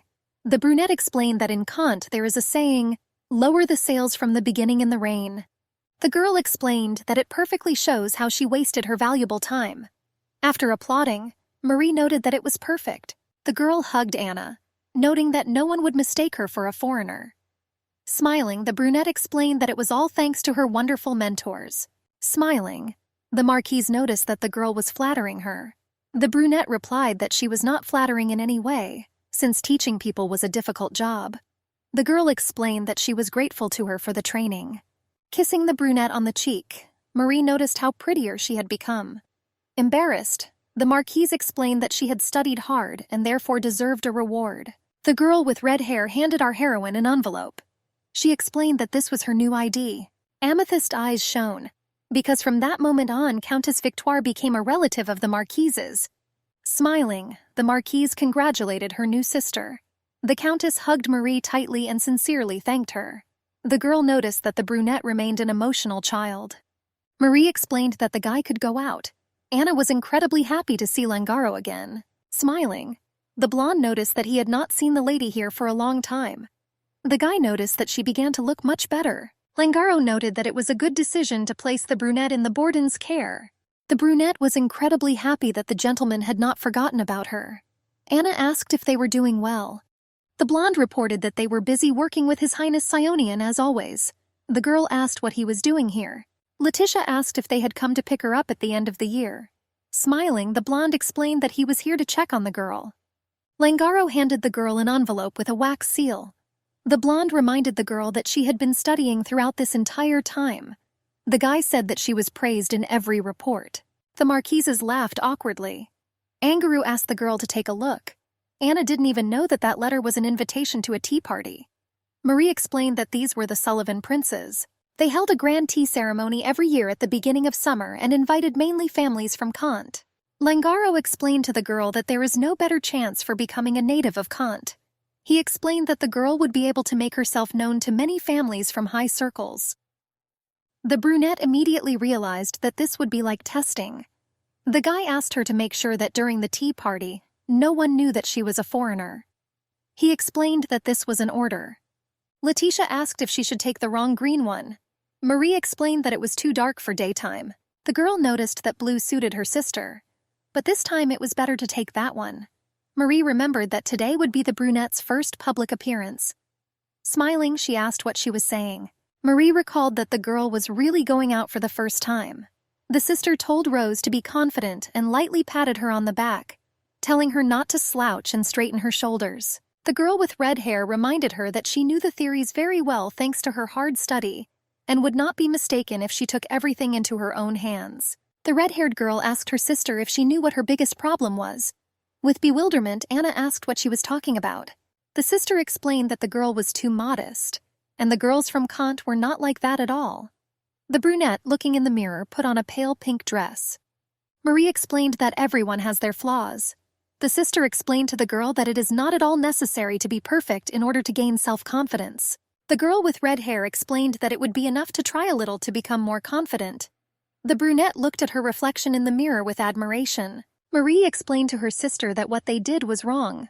The sister explained to Anya that, after all, she had not committed any crime. Letitia, thanking her, explained that she has a crime such as falsification of identity and forgery of documents. The girl noticed that her life as Anna Rose Victoire begins with breaking the law. Marie asked if her sister would not wear this dress. The brunette explained that she would, since the marquise had chosen it for her. The red-haired girl suggested that the gems could be blue. Marie suggested meeting in the hall in the morning. Without hiding her joy, the brunette asked if the marquise was also going there. Laughing, the marquise explained that she was the first to receive the invitation to the tea party. Letitia realized how good the marquise was because she could have sent her alone, but because of work, they go to her together. Smiling, she thanked Marie. The moon illuminated the girl's room. The brunette realized that a new day had finally arrived. She doubted whether she could cope. Letitia suddenly opened her eyes. She had nightmares about how she was accepted into the Astor family. The guy's mistress suggested that it was as if they had become one family since they got together like that. The brunette explained to his mistress how he had been waiting for this moment for a long time. The girl asked if Letitia would be sad from these words. While drinking wine from a glass, the guy claimed that his wife would only interfere with their happiness. Letitia wondered when she would be able to get out of this recurring hell. Memories flashed through her head. When the prince noticed that she was unbearable, the guy at that moment noticed that she began to look better, but was still weak in the morning. Xian then noticed that there was some kind of attractiveness in the blonde's weakness. At that moment, Letitia noticed that His Majesty smelled of the sun. The man kissed her head and explained that she smelled of tears. At that moment, the girl became curious what the smell was. Xian explained that the smell was slightly salty and bitter and a little sweet. The blonde noticed that the smell was reminiscent of that wet curtain from the rain, tenderly holding it in his hands. The girl assured that she really felt much better. Letitia admitted that she still had difficulty in the moments before and after sleep. The blonde explained that she doesn't know when it will end. The prince promised to put her to bed that day and picked the girl up in his arms. Zion brought her into the room remembered with flowers. With a smile on her face, she thanked him. The girl assured that she would never forget this act. The aroma of flowers mixed with the smell of melted wax. Lifting her face and bringing his own closer to her, the man explained that he could give her much more. Laying the fragile body on the bed, the blonde promised to make every effort to do this and kiss her tenderly. Unfortunately for Letitia, it will be just a dream. The horses slowly pulled the carriage. Looking out the window, the girl realized that it was simply an amazing dream. At that moment, it seemed to the girl that her lover really came to her. The sister asked Rose what she was thinking about. Marie asked if the brunette was really worried. The brunette explained that she had few such sensations. The sister explained to Rose that she shouldn't have worried and it was better to follow her example. The girl with red hair asked her sister to offer her best efforts so that she could be proud of her. Rose promised her to try. The carriage drove slowly between luxurious houses. The black horse tapped its hooves on the paving stones. Marie told the girl that they had finally arrived. The door of the elegant carriage opened. Letitia slowly lifted the hem of her dress and walked out of the door. Edgar noticed that the girl looked like a princess, and there was a sparkle in her eyes. She explained that the sun was just shining brightly today. Maria snorted that the sight was ridiculous. Handing the fan to her sister, the girl reminded her that he had never complimented her. Averting his eyes, the Marquis asked why his sister was making noise. Marie grabbed his shirt sharply. They started arguing while Rose just watched them. The brunette asked Marie to look there. Marie covered her plump lips with a fan. The girl noticed with a subtle smile that the guests were starting to gather. The girls with red hair offered to show people their beautiful sister. Letitia looked out from behind her sister and asked who the man was approaching them. The brunette was pleasantly surprised to see the famous Marie Baudrin. Lightly biting her fan, the girl asked who the man was because she didn't know such little-known people. The man was shocked by such impudence and asked the girl not to pretend. The brunette recalled that they had already crossed paths several times. Covering her face with a fan, she looked at him in surprise. Smiling, Edgar noticed that they had not seen Count Hayden for quite some time. The Count asked how His Highness the Marquis Edgar was doing. Pointing her fan at the brunette, the girl asked how long he would continue to create trouble for her behind her back. Marie remembered that the guy's sister-in-law was her fan. The Marquise noticed that the Count had gone crazy because he forced his daughter-in-law to follow her. Hayden explained that he came here first, and Marie came after him. Covering herself with a fan, the Marquise asked if he had become hers. Hayden asked if she really thought he would do something like that. A girl with short cropped hair and a blue flowered dress ran up to the Marquise. It was the Count's fiancé, Hayden Shallon. The brunette blushed and noticed that Maria looked very beautiful today. The girl said that the Marquise was even more sparkling than the stones on that dress. The red-haired girl thanked Shallon with a smile. The little girl asked who the Marquise's companion was. The girl said that Countess Anna Rose was her relative. The Marchioness explained that the brunette was busy dealing with the inheritance after the recent death of her father, so it was possible to introduce the Countess only now. Bowing, the brunette introduced herself as Anna Rose and assured that she was very pleased to meet you. Hayden noticed that her new friend was distinguished by her beauty. The brown-haired woman suggested that the girl was so beautiful because she was a relative of Mrs. Marie. Hesitating a bit, Rose thanked her. The pink hem of the dress rustled along the road. The girls whispered in disbelief that in front of them was the Countess of the State of Kent. The former sister-in-law noticed that they had already crossed paths in Northland. The brunette's eyes widened when she saw Olivia. Hazel shared with her new friend that Olivia was a friend of hers who had arrived from Northland. The girl with green hair introduced herself as Olivia Winchester. Anna Rose tried to force herself not to worry. The girl reminded herself that she was no longer Letitia Violette. Anna explained with a smile that she remembered how they met at the port. With sparkling eyes, Olivia explained that she remembered the girl because she was very beautiful. The guest from Northland noticed that the girl had not changed a bit. Approaching the guy with red hair, Olivia asked if he was Marquis Edward Borden. The girl said that Shallon told her that he was Marie's older brother. With flushed cheeks, Olivia approached the Marquis. The guy replied that if she was a Winchester from Northland, then he had heard about her too. Edgard explained that Winchester's white tea business had recently increased in demand as production in Northland. There was delight on the guest's face. She asked if the Marquis really knew her brother. The guy insisted that their state was a trading one. Marquis shared that he himself is also interested in the situation of other countries as an entrepreneur. Holding her cheeks, the girl asked how her brother could come up with such an idea. The girl suggested importing white tea from Westeros. Deathly silence hung over the company. The girl now noticed that the Marquise's faces showed that Angra told them about how she lived in Northland. Edgar recalled that white tea helped neutralize the hard water problem in Northland. The guy remembered that water purified with white tea was good for the skin. Edgard asked the guest how she learned about the abilities of tea that grew only in Westeros. The Marquis noted that due to the sour taste of the drink, its import had to be stopped in Northland. Hazel explained that white tea is not popular at all. Olivia folded her hands and explained that she was embarrassed to admit it. But when her brother just wanted to start this business, the whole family was against it. Family members thought that her brother was crazy for wanting to take over the tea, which had already failed at that time. The guest shared that at that moment no one took his side. Olivia claimed that Astor did this only on his own. A picture of memories flashed before Letitia's eyes. The girl remembered that she supported her ex-husband and even borrowed money to help him. The brunette promoted Astor's business, which is why her father. Olivia noticed that people's destinies really can be amazing. Our heroine was even glad that they didn't remember even after a while. Smiling, the guest explained that she did not think that they would be able to meet again. The girl with green hair explained that she really hoped that they would get along. The brunette was unusual to hear such words, and her gaze dropped again. Olivia, noticing that the brunette was nervous, just looked at her questioningly. To brighten up the impending silence, Anna noticed that the guest had a very beautiful bag. With sparkling eyes, a girl with emerald hair asked whether the pattern was really beautiful. Olivier said that the bag came in a set along with a fan. The guest opened her fan to reveal all the beauty of the lace pattern. The girl with emerald hair shared that the accessory was made from rare silk, which was brought from distant Istria. The brunette explained that she thought it was a very beautiful thing, but it turned out they were imported. Our heroine suggested that a dress made of similar material would look great. Olivia waved her fan. She asked how her new friend found out about this. The guest shared that it was originally a dress, but it was altered. Smiling, Anna explained that she was very sorry, because it would have suited her very well. The brunette asked what happened. Confused, Olivia explained that her late sister had actually left her the dress. The guest explained that she thinks about the deceased every time she looks at these things. The girl explained that she would really like to turn back time. Looking into Olivia's eyes, Letitia couldn't believe what she was thinking about her.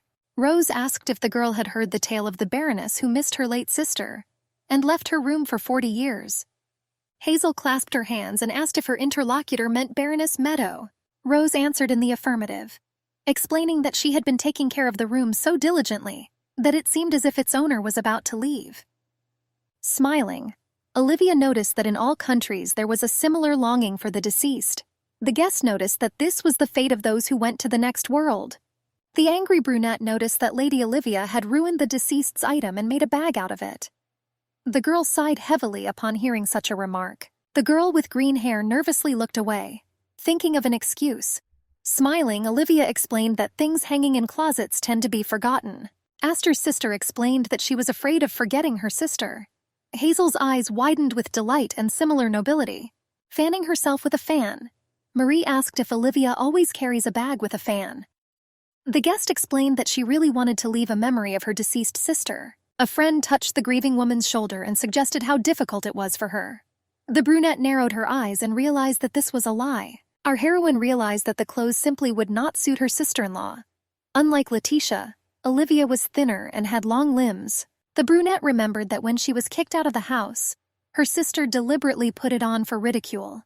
Letitia understood that she could not wear the dress all the time. Our heroine understood that she apparently really liked the dress, since she decided to alter it. Letitia was furious that her sister-in-law could do such a thing to her grandmother's memorabilia. Poking her sister in the shoulder, Marie asked her to be patient. The Baroness reminded the girl that Langaro could see this at any moment.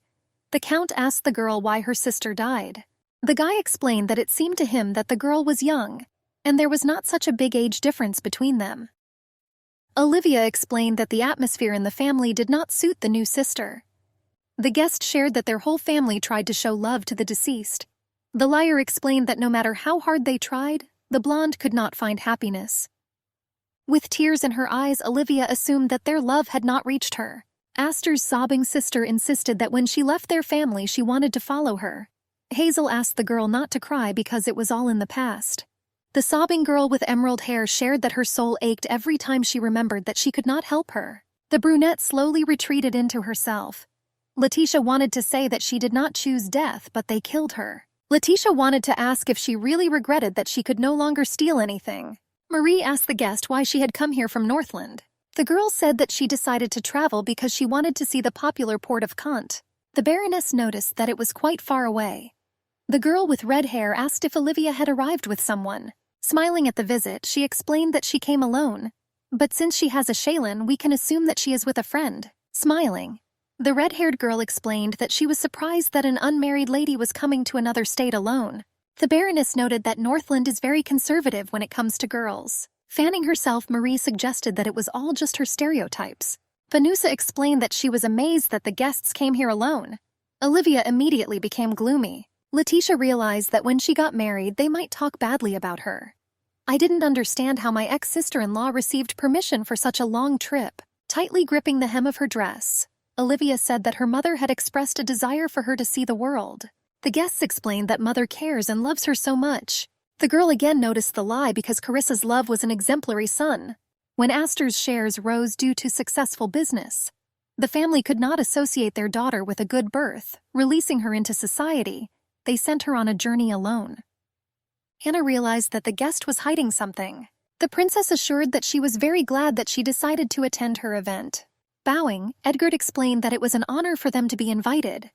The blonde explained that she was grateful for their arrival. The princess asked why they were all gathered here. Turning around and hugging his sister, Edgard explained that there was nothing like that and asked to forgive them. Looking at the guest with a contemptuous look, the brunette wondered if she really thought that they would end there. Letitia knew that those who bully never remember it, but the victims remember everything.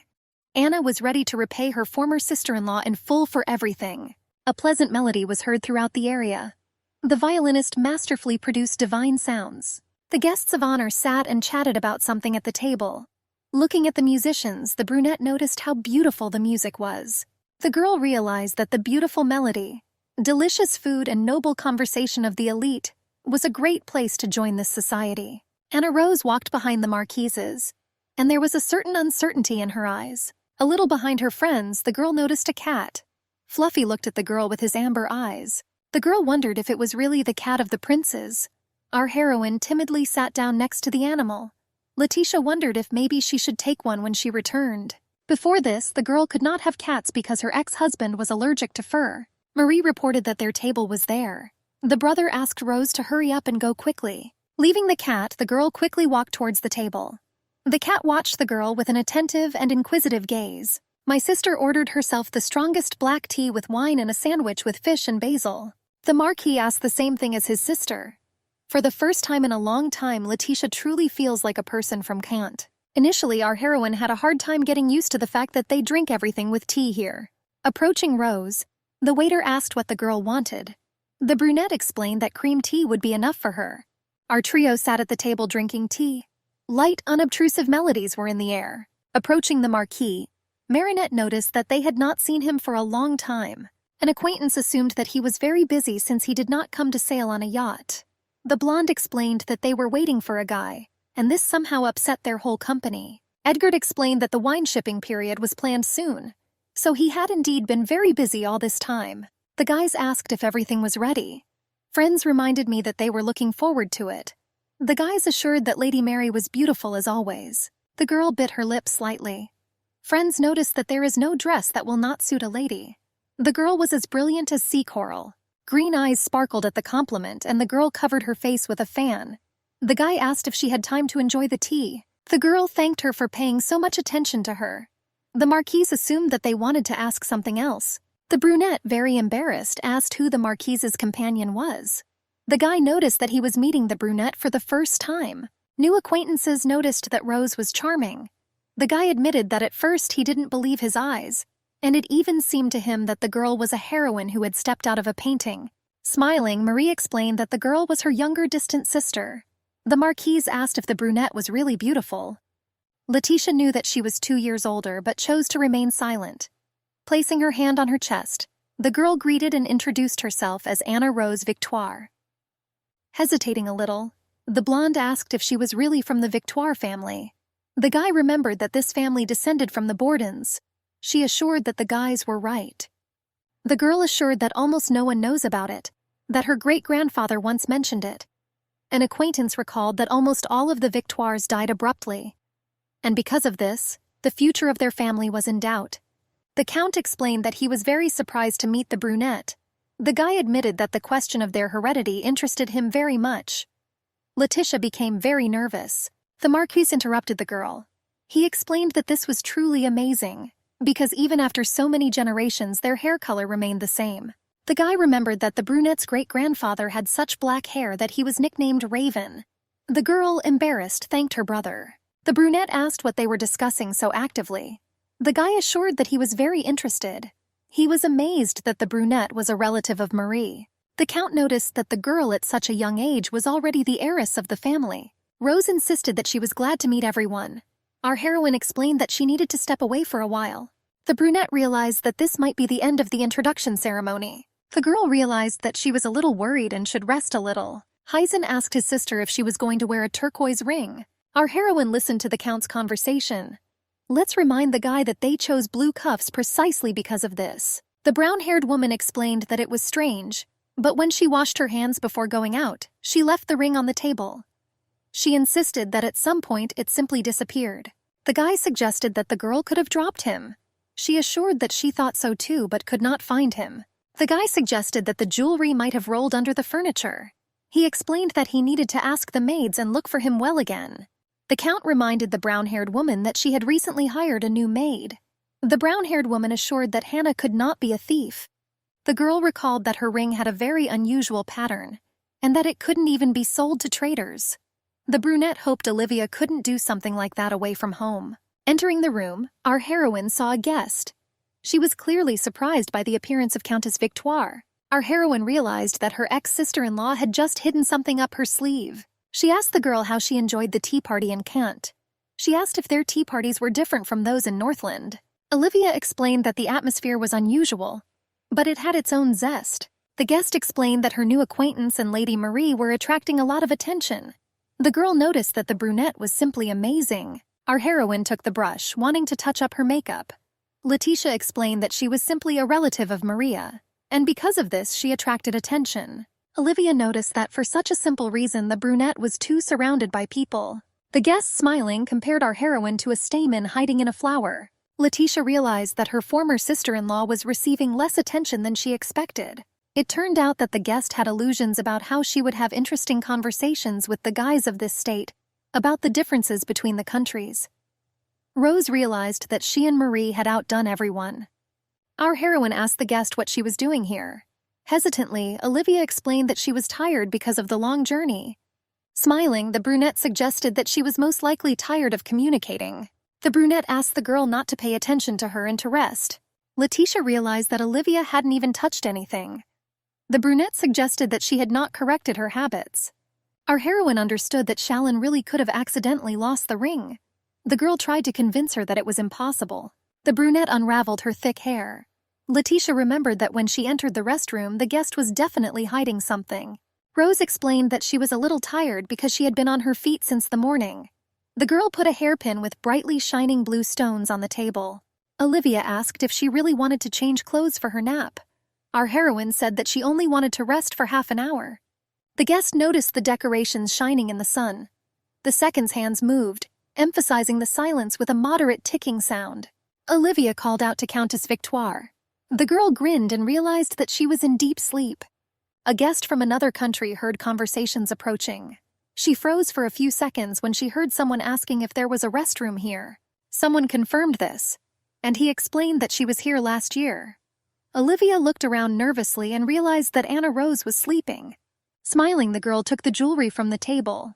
Having woken up, our heroine went to the dressing table. Smiling, the girl saw that naturally the precious hairpin was not there. One of the girls noticed that Rose was not visible in the garden. The brown-haired woman was here. The brunette said that she lay down to rest because she was very tired. Letitia asked what time it was. The blonde assured that it was just after 5 in the evening. The girl asked Rose if they had woken her up by accident. Our heroine thanked the girls for helping her wake up on time. Letitia explained that if they had not woken her up, she would have slept through the entire event. A girl in a hot pink dress warned our heroine that Marie was looking for her. The brunette explained that in this case she needed to go. She was looking for her hairpin on the dressing table, muttering something about his sister-in-law. A girl in a bright pink dress asked what happened. Rose explained that her hairpin was missing. The girl assured that the thing was given to her by a dear person. The brown-haired woman asked what the thing looked like and promised to help find it. Letitia explained that she would be very grateful and described the loss. The hairpin was about the size of a palm and was decorated with sapphires. Friends suggested that it was very expensive and suggested that we quickly look for it. The three of them searched every corner of the restroom. Trembling everyone, Shalyn asked the Countess if she was sure that she had lost the decoration in this particular room. The blonde suggested that the jewelry could have fallen out in the garden or in the carriage on the way here. Tears appeared in her eyes, and the girl explained that the jewelry was definitely with her before she went to bed. Our heroine understood that if she directly accused Olivia, the culprit would feel in danger. The girl suggested reporting the loss to the Sullivans. She claimed that the prince would definitely help find something valuable for Rose. The girl assumed that she would have to do this since they could not find her. Letitia realized that it would be more profitable for her to win over third parties. Taking her new friend's hand, she thanked her for helping her look for her hairpin. Smiling, Shalyn explained that she hoped that Countess Victor would still return the valuable item. Our heroine thought that the girls had become her active witnesses. The sound of a golden bell burst into the room. Shalyn asked if the brunette heard this. Letitia knew that this ringing meant the arrival of royalty or influential guests close to her. She suggested we go quickly. This was the ancient custom of cant, taught by the girl Marie. When the bell rang at an event, everyone had to leave what they were doing and gather together. The girl did not understand who could arrive, because these people were not on the list of invitees that Langaro showed her. The brunette watched with interest because he showed her that guest list. The blonde thanked the guests for coming to this modest tea party. That she was very glad that unexpectedly dear guests came to them. She couldn't believe that the king would be present. Graceful hands pulled back the curtain. Letitia's eyes lit up with a sparkle when the girl was introduced to Prince Sionian, the salt of the seas from the Summerhurst family. Having rung the bell, the luxurious blonde assumed that all the invitees had already arrived. The girl could not believe that Salt himself appeared in person. She couldn't believe that the prince had come to see her. Our heroine remembered their last night. Memories flashed through the girl's head like a vivid picture. Rose assumed that Sionian had definitely come to check how she was coping with the task. The brunette tried to convince herself that they were connected with him only by a deal. The girl realized that it would be foolish to expect more. Letitia was trying to force herself to stop overthinking the little things and focus on the test, and she didn't want to disappoint him. Smiling, our heroine explained to the girl that she did not know that she would be able to see him. The girl discussed that the blonde was like the rays of the sun, beautiful and magnificent. Heading to the countess, the baroness asked the brunette what had happened. Rose explained that they were talking about the salt arriving. Marie asked the brunette if she was really afraid of his appearance. Our heroine, noticeably nervous, replied that there was nothing like that. The brunette was already starting to worry about the missing hairpin, but now the blonde was here. The girl doubted whether she could make a scene now. The girl asked her sister if she pinned her hair today. The girl with red hair asked where the hairpin had gone. Nervously twirling her hair around her finger, our heroine explained that she decided to get some sleep, and the jewelry disappeared at that time. She wondered if someone could have taken the hairpin. Shallon approached the baroness and asked what happened. Sighing, Marie explained that someone had encroached on her relative's hairpin. The countess asked if someone could have stolen the hairpin. Embarrassed, the brunette explained that there was nothing wrong with it, and her hairpin could simply have gotten lost. Shalim asked how the girl could say such a thing, since she had already said that she had the hairpin before she fell asleep. Visibly nervous, Rose suggested that it could be a thief. The countess asked who could dare to do such a thing. One of the men asked if there was anyone here who wanted to take our heroine's accessory. I'll explain something that someone from Kant would not have done this. The man asked if anyone had any guesses. A girl with dark hair asked if there was anything besides the arrival of Salt.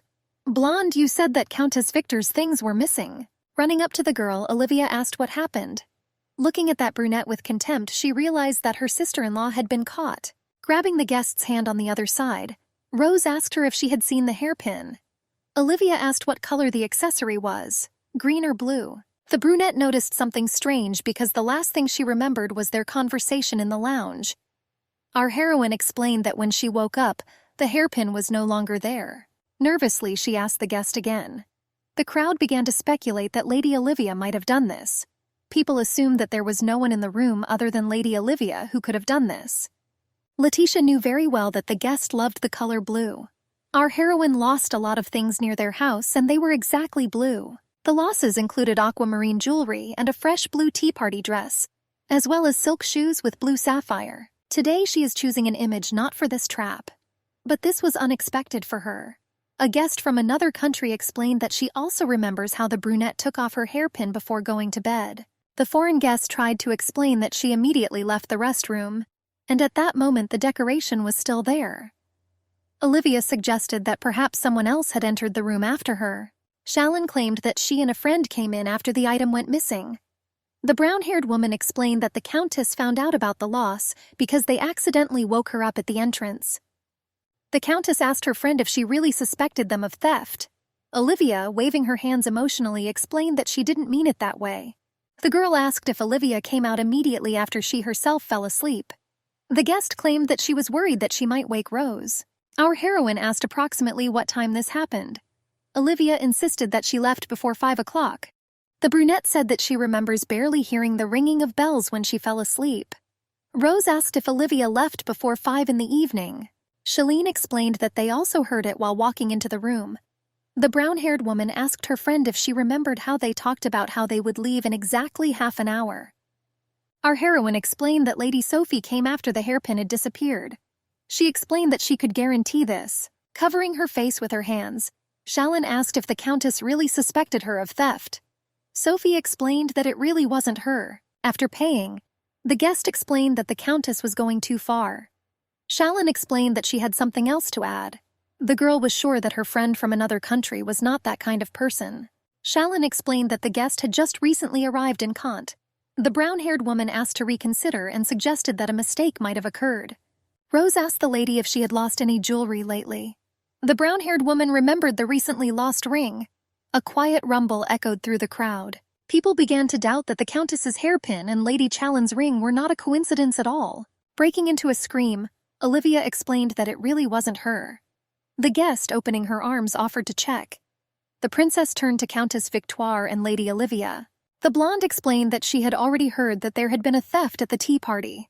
The princess asked if she could help with anything. Gauzy asked if she could become a witness.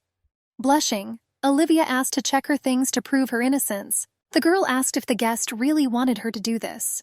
Olivia explained that everyone would be convinced if the blonde did this. The princess suggested going inside and calmly solving the problem among the girls.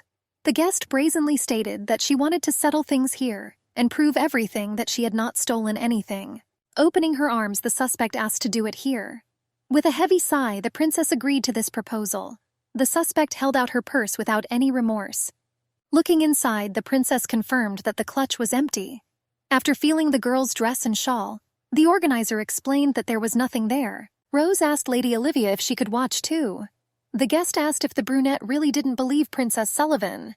Smiling, the princess explained that everything was in order and allowed the Countess to do it if she wanted. Rose began the search with the sleeves and then moved to the hem of the dress and the chest area. Our heroine realized that the thief's cleavage was too open, and she understood that she would not be able to openly climb there. Olivia again began to insist that she had nothing. Having lowered herself, the girl began to examine the hem of the dress. The guests indignantly asked what the Countess was doing. Rose asked her guest not to move if she wanted to prove her innocence. Olivia, breaking into a scream, asked what the brunette was doing. Our heroine felt the stocking, causing Olivia to fall sharply. Unexpectedly for the crowd, a ring rolled out. Olivia froze when Shalin noticed that the ring belonged to her. The guest began to prove to her friend that it was not her. Olivia tried to justify herself by saying that she just found the jewelry by accident and wanted to return it later. Shalin asked her friend why she didn't say anything, because she knew very well about the loss. Olivia sat on her knees, not understanding what to do next. The girl recalled that Halen specially selected the outfit to match this ring. The Countess explained that she had suspected her friend from the very beginning. Shalin explained that the ring disappeared after the guest visited her room. Olivia asked to wait and not make hasty conclusions. I tried to prove to my ex-friend that she could explain everything to her. Smiling, the brunette explained that she could not do this, because in addition to the fact that the ring fell out from under the girl's skirt, our heroine also found a brush. The princess remembered that she had left her brushes in the guest restroom. The guest tried to justify herself by saying that she did not steal the brush and definitely could not have taken it. The blonde, looking gloomy, asked if Olivia really stole it. The princess asked whether the rest of the thefts were done by the girl. Smiling at the guest, she asked if those present knew who her brother was. The girl recalled that she is the sister of Astor Winchester from Northland. The suspect asked why she would steal if their family already had a lot of money thanks to a successful business. While drinking wine, the blonde suggested that this was her bad habit. The blonde learned that because of this habit, the girl was sent into exile. The thief explained that she was simply obeying her parents because they wanted her to travel. Langaro recalled that in society this is called exile. The guest asked what kind of false accusations were made against her. Olivia zealously argued that she did not touch other people's things. The guy suggested that that was why she touched someone else's husband. Olivia Winchester was the second daughter of the Marquis of Northland. The girl attended the third season of public events, but until then she was still single. The guy remembered that her hobbies were attending horse races or admiring paintings. Langaro recalled that for this reason, rumors arose about her affair with the racetrack manager Robin. The blonde recalled that the girl then left the state, but the date of her return was never known. The guy asked the lady if he had made a mistake in something. Olivia's face was filled with silent horror. Memories took our heroine to the times when she was still called Letitia. A girl with blonde hair explained to our heroine that she does not trust men. While drinking tea, the blonde explained that she only wanted their special heredity. Robin Amand was born into a poor family of barons abroad, but he was lucky that the only daughter of Prince Hirschbent chose him.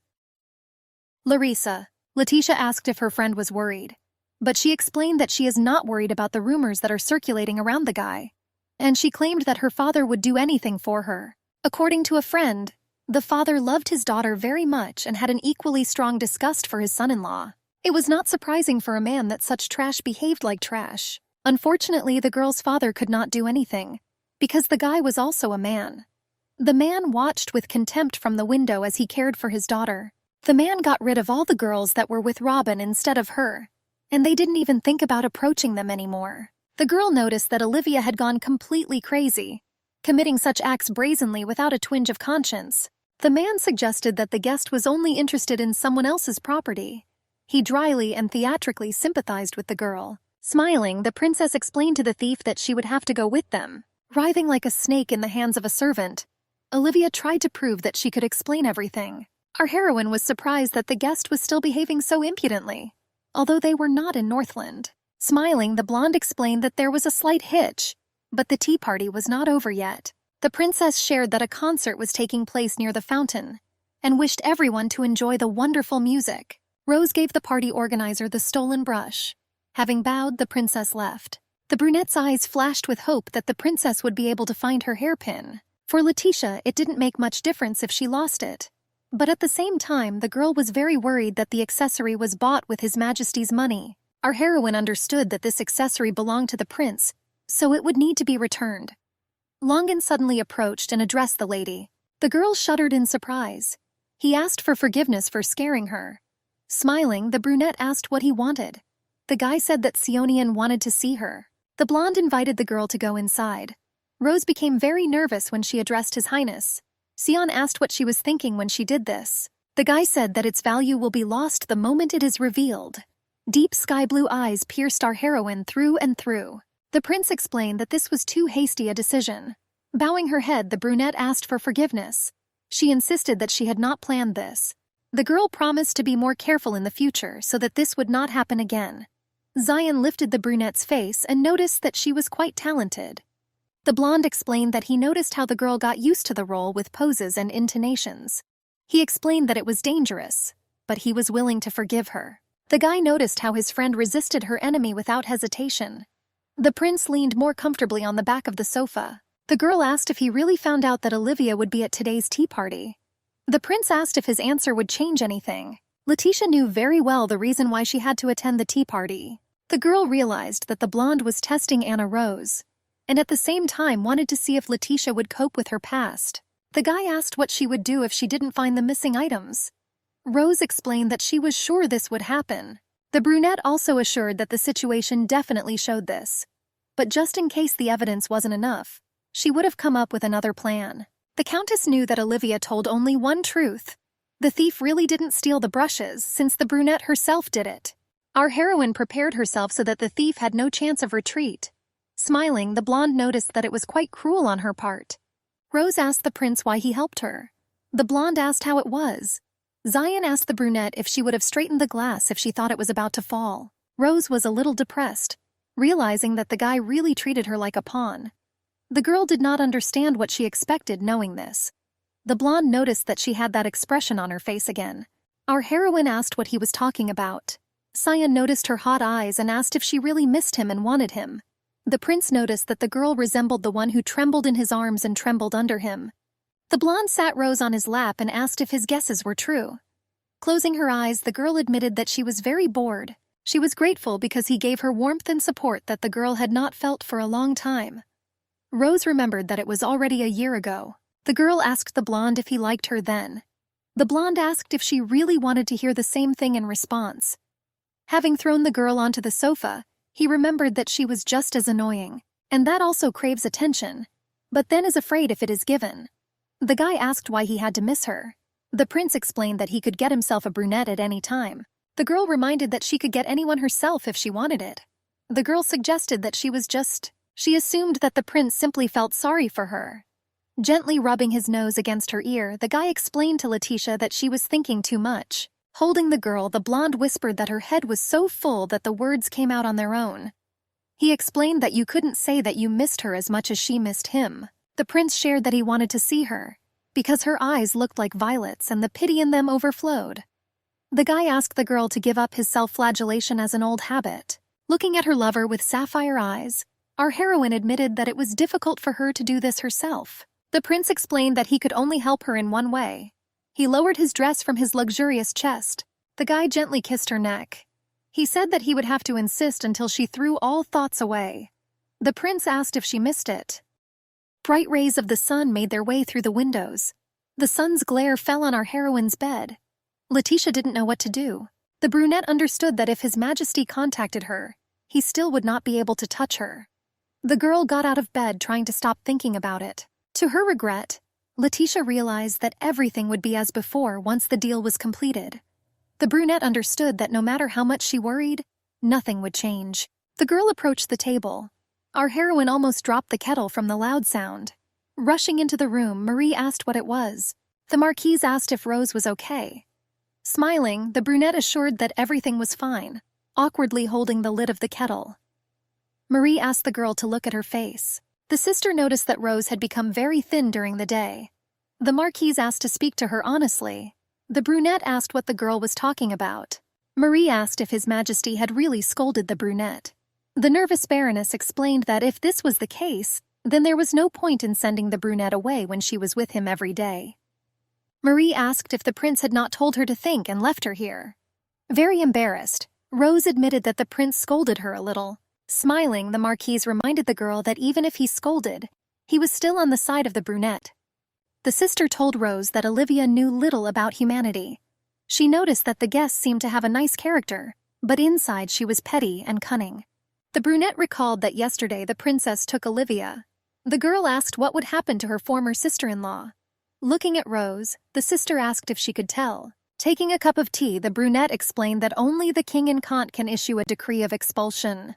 The girl assured that no one would be interested in such a petty thief. Our heroine knew that by law the thief had to pay 3 times the amount of the stolen goods.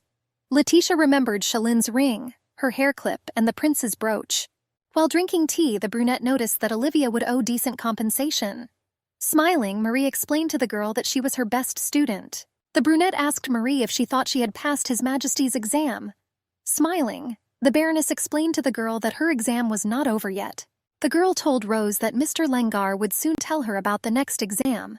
The Baroness asked the brunette to go downstairs, because they were already waiting there. Going downstairs, Rose was surprised to see Mr. Langaro. The blonde man wished the lady good morning. The guy noticed that she looked beautiful, like a lily in drops of dew. The girl smiled and thanked her for the compliment. Langaro suggested moving to another place first. The guy explained that he would like to give the brunette something before telling her about the exam. The blonde said that Olivia's interrogation lasted until dawn. Langaro said the thief admitted to taking the ring and hairpin, but denied stealing the brooch. And he said that Princess Sullivan was so angry that she was ready to throw the thief in prison. Looking down, Rose explained that she was very sorry. The brunette asked where the thief hid the hairpin. A little nervous, the blonde explained that he had thoroughly cleaned the jewelry before returning it, so the girl could be calm. There was indignation on the brunette's face. The guy put a small suitcase on the table and asked the girl to take it. Looking at the bag and fan, the brunette asked why they brought it to her. The blonde asked Rose to consider this as compensation. The brunette was very unusual because what was taken from her, she usually returned it herself. Langaro asked if the girl really preferred to accept money. Smiling, the heroine thanked him and explained that this was a really important thing for her. Handing over the envelope, the blonde explained that there was still something left and asked her to open it. The girl read that it was an invitation to the Moonlight Ball. The Moonlight Ball was a masquerade held at the Temple of the Sea on the day when the moon shone brightest all year. All faces were hidden, and showing respect to the gods of the sea, everyone treated each other equally and danced until the morning. It was an evening on which they asked for calm seas for the entire next year. And according to tradition, the entire aristocracy received an invitation to the ball. After reading her name, the girl understood that she was also invited to this ball. The brunette with a smile on her face understood that she had finally received recognition from the Count aristocracy. This time, the conditions for passing the exam were the same. Until the end of the score, do not reveal to anyone the truth about what she did, and that she was a foreigner. The blonde said that his face would be covered with a mask, so no one would see each other. So the girl only needed to focus on her behavior and manner of speech. The guy explained that he was sure that the lady would definitely handle everything perfectly. Langaro reminded the girl that she passed her very first exam with flying colors. Smiling, the blonde asked if Marie had told the girl that His Majesty was planning to live in the house of the Marquis of Borden for some time. Drops of cold sweat rolled down our heroine's face. She asked again, not believing her ears. The blonde asked the girl if Mrs. Marie really hadn't told her about this. Rose admitted that the Marquise talked so much that she herself was a little confused. Langaro explained that the prince initially planned to stay with Prince Salavana, but suddenly changed his mind. The blonde reminded Rose that His Majesty was a very complex man. The girl understood that when she was in the same room with His Majesty, every time there was a feeling as if he was evaluating her. The brunette wondered if he really decided to stay here precisely because of her. Entering the room, the guy explained that he came running after learning that Mr. Langaro was here. The Marquis asked what business the blonde had come for this morning. Langaro said that he had come to give something to Mrs. Anna Rose. Edgar, remind the brunette that it is time to go to the dance. Smiling, the Baron said that he and Marie had also received an invitation. The smiling blonde asked his friend who he was planning to go to the ball with. Ed asked again, very embarrassed. The guy said that he would go with Marie as usual. Embarrassed, Langar suggested to the ram that this time he would become his partner. Throwing a disapproving glance, Edgard explained that he was not yet completely out of his mind to agree to this. Laughing, the blonde noticed that the Baron was very cruel. Smiling, Edgard explained that only Mr. Langar was cruel. Cold raindrops flowed from the umbrella onto the floor in small streams. Marie asked her sister to stop losing weight. Baronessa noticed that she had to change sizes too often. The girl explained that she was not doing this on purpose. Taking the Baron by the arm, Langar explained that he had no prejudices. Marie remembered that the last time the brunette felt bad after breakfast. Our heroine kissed her sister on the cheek and wished merry sweet dreams. The maids carefully opened the box. Looking at the box, the brunette carefully opened it. Rose looked at the soft pink dress. The girl could not refuse the recommendation and chose this dress. Letitia noticed that this dress was similar to what she had once worn to a wedding. The girl wondered if Aster would go down that path again when they got married again. The girl involuntarily remembered the image of her ex-husband's mistress. Sighing sadly, the brunette realized that she would not be able to sleep today. The girl walked along the corridor, and the light of distant cold stars barely illuminated the room. The brunette noticed many bottles of wine. She realized that she should be grateful. Rose took one of the bottles and poured herself a glass. Confident steps were heard from behind the girl. Sionian wished the brunette a bon appétit. Jumping up sharply, the girl said the name His Majesty. The blonde noticed that she still hadn't gotten rid of the habit of wandering at night. Sighing, the prince realized that it was a mistake to leave the girl in the house and share the wine. Piercing the heroine with his sky-blue eyes, the guy asked her to sit down so as not to fall and break her head. Barely able to stay on her feet, the girl agreed with His Majesty's opinion. Letitia's head began to spin violently and she put her hand on the table in order to maintain her balance at least for a moment. But the brunette fell, unable to stay on her feet, hitting her head hard on a nearby chair. The prince asked how the girl was feeling and asked to look at him. Sionian asked the girl if she was feeling sick and dizzy or if she had a headache. Our heroine admitted that she did not know why she was dizzy, either from the fall or from the wine. The guy reminded her that he told her not to dilute her face. The prince asked if she had decided to break the back of her head. The blonde explained that he had to at least group himself while falling. Rose explained that she was very angry that she could not drink or might die, and she assumed that she was a corpse who lives only by hatred, or a living person who had to die. Rose explained that due to luck she met a man and survived, but her soul was broken when she was stabbed. The brunette said that she lived to take revenge. The girl explained that everything in her creaks, because she doesn't know when she will fall apart. Letitia explained that sometimes you need lubricating oil in the form of alcohol. The brunette explained that alcohol could not ruin the work because she had already asked herself not to do it from the very beginning. There was a silent silence in the room, and only a bright light helped to see the emotions on the face. Xian explained that he had never been in such a position, so he would not be able to understand her.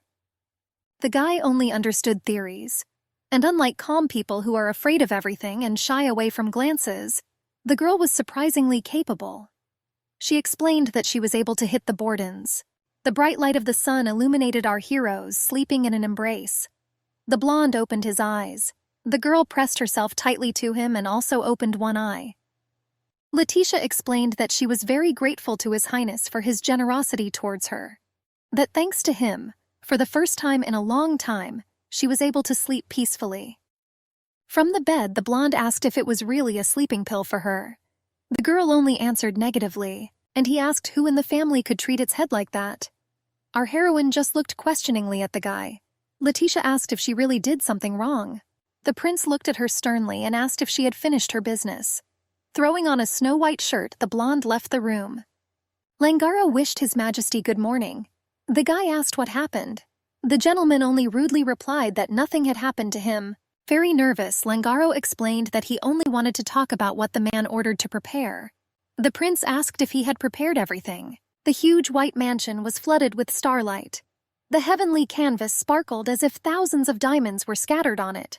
Bowing, the Baron asked the brunette if she would do him the honor of becoming his partner at the ball. A little embarrassed, the girl answered positively. A modest smile appeared on Edgard's face. Marie explained to her brother that Rose already had a partner. The Baroness noticed that they could not be left for a second. Marie ordered her brother to go and offered to be his partner as usual. The guy muttered that today his sister took up her task again. In response to his indignation, the sister only playfully stuck out her tongue at him. Edgard wished Rose good luck and a wonderful full moon. The brunette asked the girl who her partner would be. Smiling, Marie replied that it would be a secret. Baronessa asked the brunette if she had taken the mask with her. Rose put a snow-white mask with delicately embroidered lace and luxurious white feathers on her face. Smiling, Marie patted the brunette and asked her to behave as always. The red-haired girl claimed that everyone would probably like her younger sister. The Baroness wished good luck to our heroine and explained that her partner was about to arrive. Our heroine stood, and in the air hung not my question, who would be her partner? She suggested that Mr. Langaro might come, since the second exam had been announced for her. Suddenly a voice came from behind. Turning around, the girl saw Mr. Semenian. The blonde man wore a black mask with gray frilly designs. Rose asked what he was doing here. The prince asked if the girl wanted him as a partner. Out of awkwardness, the girl folded her hands and explained that that was not what she was talking about. The brunette couldn't believe that that ball was so important that the gentleman personally came here. Stretching out his hand, Zion asked the girl to hold on. The brunette hesitantly extended her hand. The silhouettes of our heroes in the moonlight were reflected in the water of one of the fountains. The prince asked if the girls liked the dress. The brunette replied with a smile that she liked it. Rose supposed that the guy liked her a little too. The prince asked what happened if that was the case. The girl entered the huge hall arm in arm with the gentleman. Pleasant melodies were heard in the hall. Handing Letitia a glass of drink, the blonde explained that it would help her hide her flaws. The girl asked if the gentleman wouldn't be there. The prince explained that he does not drink alcohol. The brunette asked with interest if he really couldn't stand alcohol either. Rose bombarded the guy with questions about his dislike of strong drinks. Looking at the glass, the brunette couldn't understand how she could drink so much before. The girl admitted that before meeting the prince, she drank almost every day, because she could not bear it all sober. Letitia explained that at first she got drunk instantly, but then it turned into torture. Smiling, Zion reminded the girl that she had broken her head just from one bottle, although she claimed that she drinks well. Our heroine explained that this was not due to alcohol. The blonde asked if this really happened because of him. Lowering her eyes, the girl explained that the gentleman was more dangerous than alcohol. Laughing, the guy pulled the glass out of the girl's hands and explained that it was time for them to go. Zion hoped that his partner's dancing skills would be enough for that song. The prince gently took her hand. Smiling, Rose explained that he should check for himself. People looked at the couple with admiration and noticed how well they danced. One of the guys asked who it was and suggested that he had seen these people for the first time. Someone suggested that the girl's name might be Elizabeth. With admiration, one of the guests compared the man to a shining sun. With a smile on her face, the girl danced, enjoying every moment. The blonde was surprised that she was smiling even though she now had an exam. The girl explained that she had reasons for this. After all, she was dressed in a beautiful dress and dancing with a stunning man. She asked how His Majesty would appreciate her dancing skills. A small smile appeared on the man's gloomy face. He assured that his partner danced quite well. Taking her eyes off her lover, the girl noticed her ex-husband in a group of people. She wondered what he was doing here. Sionian asked his partner if something was wrong. The girl explained that there was nothing like that. The brunette explained that she was a little tired, and she asked the blonde if he would mind if she rested a little. Letting go of the fragile hand, the prince gave permission. Rose hurriedly headed somewhere. The brunette understood that if she had rested, they would not have crossed paths. The girl understood that it was time for her to return. Someone suddenly grabbed her hand. The brunette tore off the mask from our heroine with a rough movement of his hand. The guests began to discuss that Rose was Madame Marie's sister. Someone in the crowd asked who this man was. Very nervous, Rose asked the impudent man why he allowed himself to be so rude. The brunette became nervous, assuming that Aster realized who she really was. His Majesty could change his appearance with his powers, but not his eyes. Rose assured the man that she did not know who he was and asked him to return the mask to her. He returned the mask to our heroine and asked for forgiveness.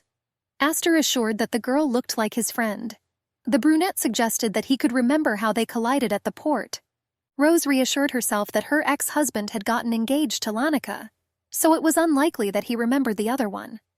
The girl noticed that a waltz was playing for a waltz. Bowing, Aster invited the lady to dance. The guy explained that he would really like the girl to give him a chance to apologize for his rudeness. Aster insisted that he would like to explain why he behaved this way. His gray eyes looked at Rose with admiration. The girl suggested that this was another exam for His Majesty. Extending her hand to her partner, the girl thought about the cruelty of the blonde. Aster noticed the elegance of his new acquaintance's movements. The brunette explained that she knew one person who was also an excellent dancer. The Countess asked if the guy had confused her with that person. The guest explained that Rose looked a lot like his ex-wife. The brunette explained that words about similarities with his wife are not what a lady wants to hear from men. The Countess understood that neither the eyes nor anything else were at all similar. The girl asked if the guy's ex-wife was as beautiful as she was. Aster responded negatively, explaining that his ex-wife was not as chic and elegant as the girl. The guy himself was surprised that he confused our heroine with her. The Countess assumed that the guy felt ashamed. The girl was dancing with the guy she hated so much. Aster asked why the girl didn't ask him anything. The Countess reminded the guy that she didn't even know him. She asked her new acquaintance if he had already guessed that she was a foreigner. The girl explained that this could be understood by his manner of speech. Rose asked the guy if he had come from Norden and what happened to him in Kant.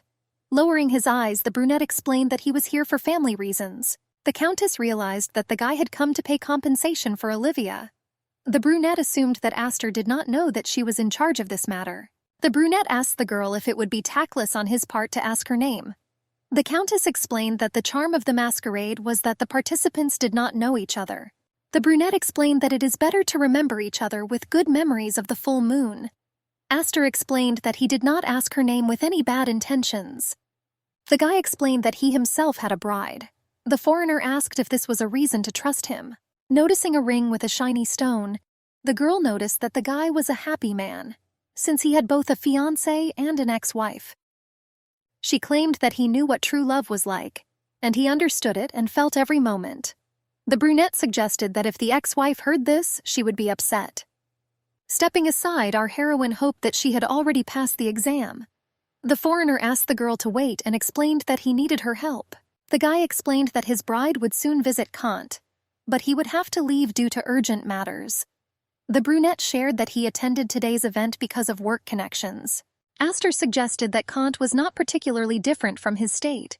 The brunette explained that he was very worried about his bride, and that he could not leave one young lady in a new country.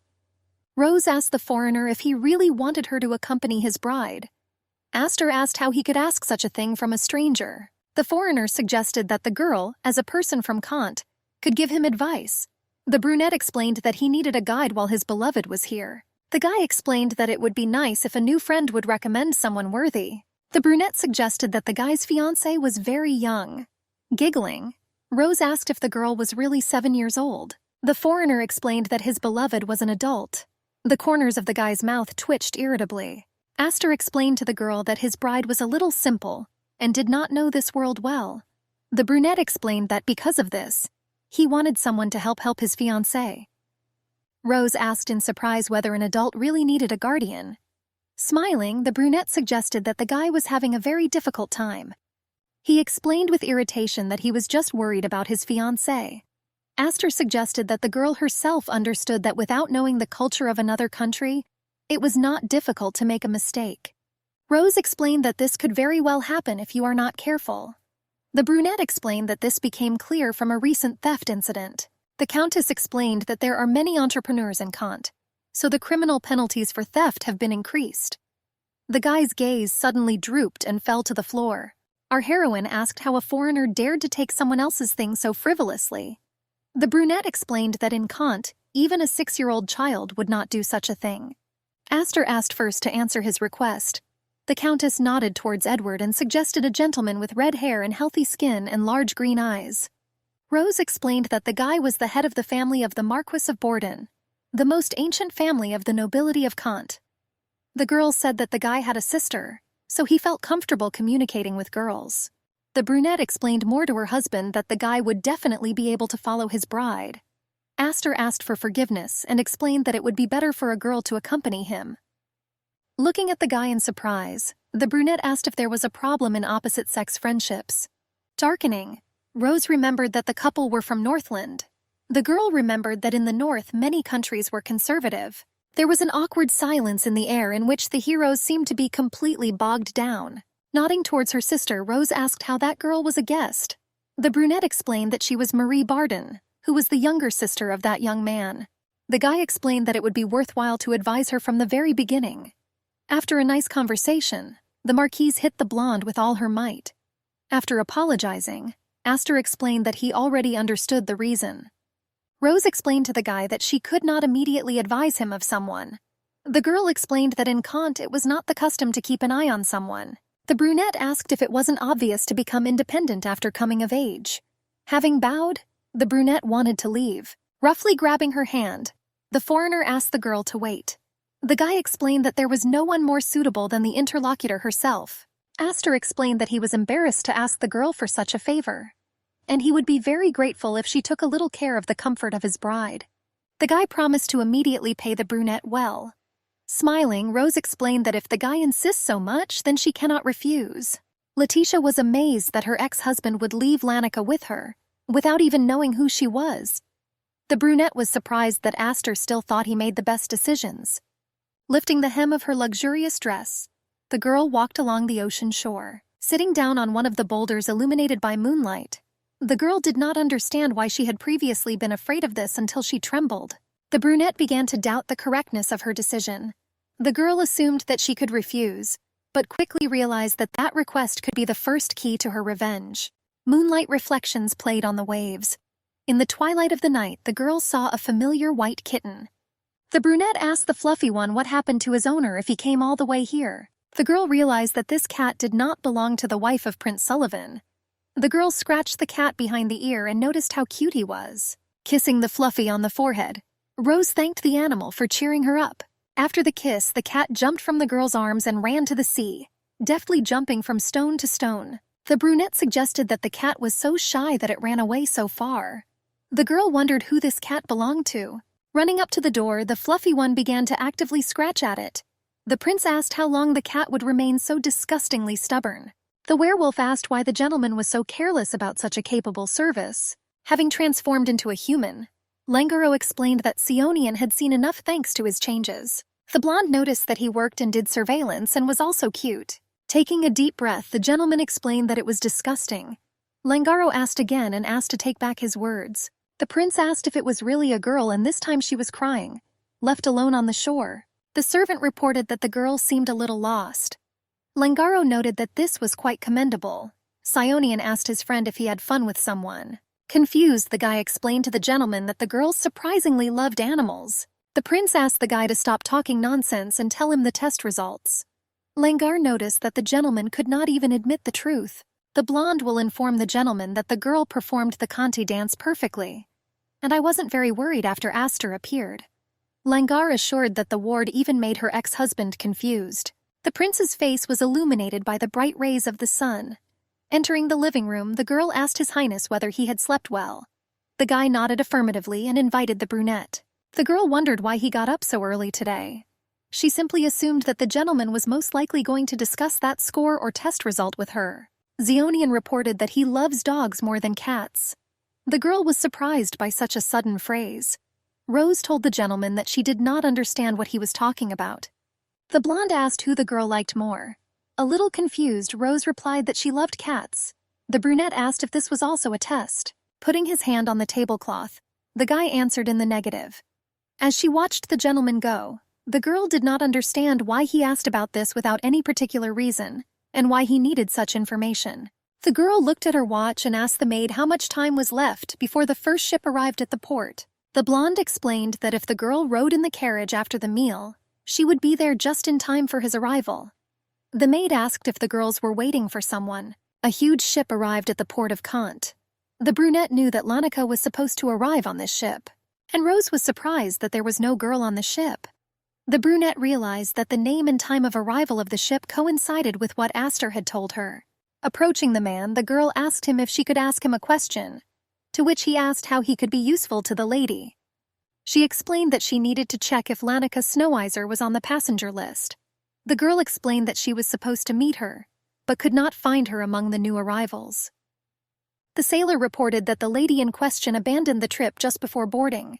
Rose asked if he knew the reason for the passenger's refusal. The man explained that he did not know that and assured the girl that noble people could be fickle. The brunette was even a little disappointed that Lanika wouldn't be there. The girl decided that she would have to turn to Aster. The brunette spotted the Snow Whistler's butler in the crowd. She knew that the dark-haired guy's name was Michel, and Rose didn't understand why he came here without his lady, Mrs. Lanika. The girl understood that if she followed him, she would be able to find out more details. Meanwhile, Michel sharply turned the corner. The women greeted Madame Monte and wished her good morning. The girl smiled and also said hello in return. Luckily for the brunette, the girl knew that this territory was the commercial zone of the Marquises of Bordeaux, so no one would suspect her. The girl followed Michel, trying to be unnoticed. Rose was surprised that he followed into the cafe. A girl went into one of the nearest stores and asked to sell her a burgundy hat. The brunette entered the cafe, trying to remain unnoticed. One of the waitresses approached the lady and noticed that she had not been with them for a long time. Rose asked for the same dessert that she ate the last time she was here with Marie. The brown-haired girl understood that she should not have been caught being followed. The lady reminded the service that he had promised that he would bring them here. Turning around with curiosity, the girl noticed Lanika. The girl was outraged that the servant came completely alone. Olivia asked why the guy was here instead of them. Rose didn't understand what the thief was doing here. After all, she should have been under arrest for theft. And the girl understood that the person Olivia was talking to was much more important to her. Very embarrassed, he explained that he was very embarrassed, and his mistress had some business in her homeland. That's why she couldn't come. The guy claimed that the thief could tell everything to him as a deputy. Laughing, Olivia asked how this would be different from talking to the butler. Michel explained to the lady that he tried his best. There was contempt in the girl's eyes. The girl asked how long she would try because she wanted the result. The servant told the lady that the Duke was a very meticulous person. The brunette assumed that they were talking about Karl Hirschbent. Olivia asked why they didn't bring Robin. The girl explained that one could make an excuse that it was for work. Unfortunately for our heroine, they were going to meet Robin. Olivia recalled that Mr. Robin was famous for his merits, so Duke Hirschbent did not trust him. Michel explained that the gentleman would not send him abroad without a good reason. Angry, Olivia explained that he could have made fake documents. Breaking into a scream, the girl reminded him that he had promised that he would send Robin to her. Michel told the lady that they were making every effort to keep that promise. Olivia cried out disgruntledly and explained that she couldn't wait any longer. The girl explained that it was hard for her too. Breaking into tears, the thief assumed that Lanika also understood her. Olivia explained that she used to be on the same level as her. While eating her dessert, the brunette realized that she was disgusted to hear that Lanika was a cheater. The girl understood that this was true. Olivia was hysterical that she really missed Robin and hadn't seen the guy for a long time, which was driving her crazy. The thief said that she would soon have to leave Kant. The girl asked if she really had no hopes of meeting her. Rose understood that Olivia was only staying in Kant to see Robin. The thief said that she had some thoughts about the plans that were constantly being thwarted. The girl asked if the brunette had forgotten that they had a deal. Olivia reminded him that if he didn't give her what she wanted, she would tell him everything that Lanika was hiding. Michel explained to the lady that he had already given Mr. Robin options several times. The brunette explained that if the guy makes up his mind, he will have many chances to meet. Michel explained that if Mr. Robin even half wanted it, he would already be here. The thief, very nervous, asked if he really wanted to say that Robin refused to see her. Smiling, the brunette explained that she understood him correctly. With her hands on the table, The girl jumped up sharply and explained that her Robin could not do this to her. The girl recalled that on the day when she was being persecuted, despite the danger, he went out to see her off. Olivia explained that her lover promised that they would see each other soon. He asked with a smile if the girl had ever received news from the man.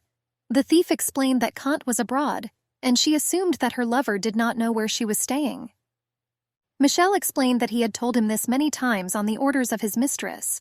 The thief suggested that the Duke was watching Robin, and she was sure that he still wanted to contact her. Olivia, breaking into hysterics, explained that if Robin could, he would definitely come. Michelle reported that Mr. Robin's wife Larissa gave birth to a child. Trembling all over, Olivia remembered that he didn't love his wife and that's why he fell in love with her. The brunette said that the girl's lover suddenly turned out to be a family man. Michelle said that as soon as Robin's daughter was born, he dealt with all the girls he had previously had fun with, and also stopped going out to entertainment venues. Olivia asked if her lover was walking around an entertainment establishment. Michelle asked if the girl really didn't know this fact. The brunette reported that at least twice a week Mr. Robin visited a secret men's club. Michelle explained to the girl that during their relationship with her, the guy, of course, also visited him.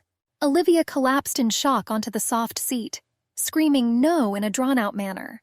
The guy explained that Robin was afraid that his daughter would fall into a dissolute lifestyle. Michelle shared that the priests rejoice that because of repentance, he is ready to erase the threshold of the temple into splinters. The brunette reported that this was one of the reasons why it would be difficult to contact him. Memories came flooding back to Olivia as she mocked her lover's pathetic wife. The girl realized that if she lived like this, she would prefer to die. Trying to dispel those memories, the thief screamed that it was all a lie. She remembered that Robin had promised that he would divorce his wife and marry her. In a fit of anger, the girl knocked over a cup of talking coffee. Smiling madly, Olivia asked to bring her proof, and then she would be able to abandon her lover. Michelle asked if this was all the girl wanted. Throwing a robe over her head, the girl explained that if there is at least no evidence, everything will turn out to be a lie. Olivia, completely covering herself with her cloak, left the scene. Letitia had a silent question. Is this really where it all ends? The brunette was disappointed that she did not hear about Lanica's weaknesses. Rose was sure that she would have another opportunity like this. Approaching the brunette, Michelle asked if she had fun eavesdropping. The brunette asked the girl if she was interested in following him from the seaport itself. The guy assured that he was not against such attention from such a beautiful girl. Michelle explained that it scared him a little. Lanica's servant, sparkling with her red eyes, asked the girls who she was and what she wanted from him. Rose insisted that he misunderstood her, and also accused her of spying on her. The brunette explained to the guy that there was only one way from the port, and those who walked behind followed the first. The girl explained that he misunderstood her. Michelle noticed that the brunette checked to see if he had entered the cafe and bought a hat, distracting her attention by going to the store. The guy noticed how Rose began to eavesdrop on them, sitting down next to her and covering her face with her hat. The Countess jumped up sharply and explained that she had not eavesdropped at all. The brunette assured that she only looked in his direction because they were talking too loudly. The Countess explained to the guy that if he didn't like the fact that someone was looking at him, then there was no need to shout in public places in the future. Smiling, the guy noticed that the girl was behaving strangely. Michelle extended his hands to the girl's face. Hugging Rose around the waist, the prince asked for forgiveness that she had been waiting for him for a long time. The brunette realized that she would again have to endure a theatrical performance. The girl asked the blonde why he was late. The prince asked for forgiveness and explained that he had simply mixed up the place of their meeting. Rose asked the blonde if everything was okay. The brunette explained that even the waiting time was joyful. With a smile on her face, the girl looked into sky-blue eyes. Sionian answered the girl that he missed her very much all the time, that he was late. The prince assumed that if he were the girl, he would have been angry. The brunette had the feeling that they were a real couple. The blonde asked to scold him, after which they froze in a passionate kiss. The girl sitting nearby in a cafe turned around in surprise at the couple. Michelle took one last look at the suspicious girl and left the establishment. Xian warned the brunette that the man was dangerous and asked her not to approach him in the future. Sitting down at the table, Rose asked in what sense this was said. Xian clarified that he was speaking directly and shared that the guy had a strange aura. The brunette jokingly asked if the gentleman was really talking about the aura of dangerous guys. The prince, looking gloomy, explained that he was not joking about this. Touching the girl's chest, the prince explained that Michelle felt the energy emanating from him. Zion explained that he could not remove this bad energy even on his own. The girl wondered if Michelle was really connected with her death. Letitia didn't understand why the brunette needed this. Lanika had a goal to take over Aster, but Michelle was just her servant. The prince explained that if Letitia's killer's assistants had come here from Northland itself, then they should not have delayed any longer. The girl asked again what he was talking about. The blonde explained to his ward that she should have left Kant. Rose explained that she had not yet heard the results of the second test. The prince explained to the brunette that she had already passed it a long time ago. Sion explained that he made this decision immediately after the moonlight ball. The brunette became a little sad, and after a questioning look, explained that she needed time to say goodbye to Marie and Edgar. Rose explained that they helped her a lot here. The blonde allowed the girl to stay in Kant for 3 more weeks. Sionian assumed that this should have been enough for her. Grasping her lover's hand, the girl asked him to wait and thanked him for his concern. Smiling, the blonde assured that there was nothing to thank him for. Marie was outraged that Sion was giving them only 3 weeks to say goodbye. The Marquise was outraged by such a small amount of time, because she really had already become attached to the girl. Langaro asked the lady if she really didn't know that sooner or later Rose would leave them anyway. He reminded the girl that the brunette came here only to prepare for revenge. The Marquise said through her teeth that if she were not obliged, she would now go to His Majesty. The blonde asked the girl to come to her senses. Langaro, remind her that her mother says that, secret from her family, the girl had a debt. The Marquise explained that she almost lost it. Marie remembered that if it were not for His Majesty's help, they would have had to abandon their family. The blonde smiled and reminded him that this was a clever type of fraud.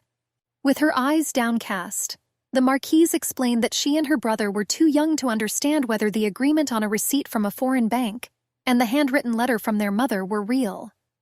Langaro reminded the girl that His Majesty still recognized the forgery in the documents. The guy explained to the Marquise that one should not limit oneself to receiving gratitude for the invitation from the Marquis Edgard, and even before he receives the title. With a heavy sigh, Miss Borden explained that she could not think that she would like Anna Rose so much. Smiling, Langaro agreed that Rose was a beautiful girl. The guy agreed that the girl was mature beyond her years due to the fact that she had to go through a lot. The blonde remembered that as soon as he retreated, the ward smiled like a girl again. The events of last night that happened on the beach flashed before the blonde's eyes. Langaro noticed that if you compared Rose to a flower, she looked like an evening primrose, smiling and pointing her finger at the guy. The Marquise warned that if he had bad thoughts about her, then he shouldn't even dream of dreaming about it. The blonde asked what the lady meant. Marie explained that for people with many wounds like Rose, people like him were poison. Using his abilities and half turning into an animal, the guy noticed that he was a cat. Clenching her teeth, Marie noticed that he was right. Grinning, Langaro explained that he was simply asking out of curiosity. The blonde asked the Marquise what she thought about His Majesty. The lady noticed that the prince was quite handsome. Langaro explained that he is not talking about this, but about how the likes of Anna Rose treat him. Smiling, Marie explained that this should have been asked of the blonde, not her. He put an almost full glass of champagne on the table. The girl explained that now it was her turn to ask.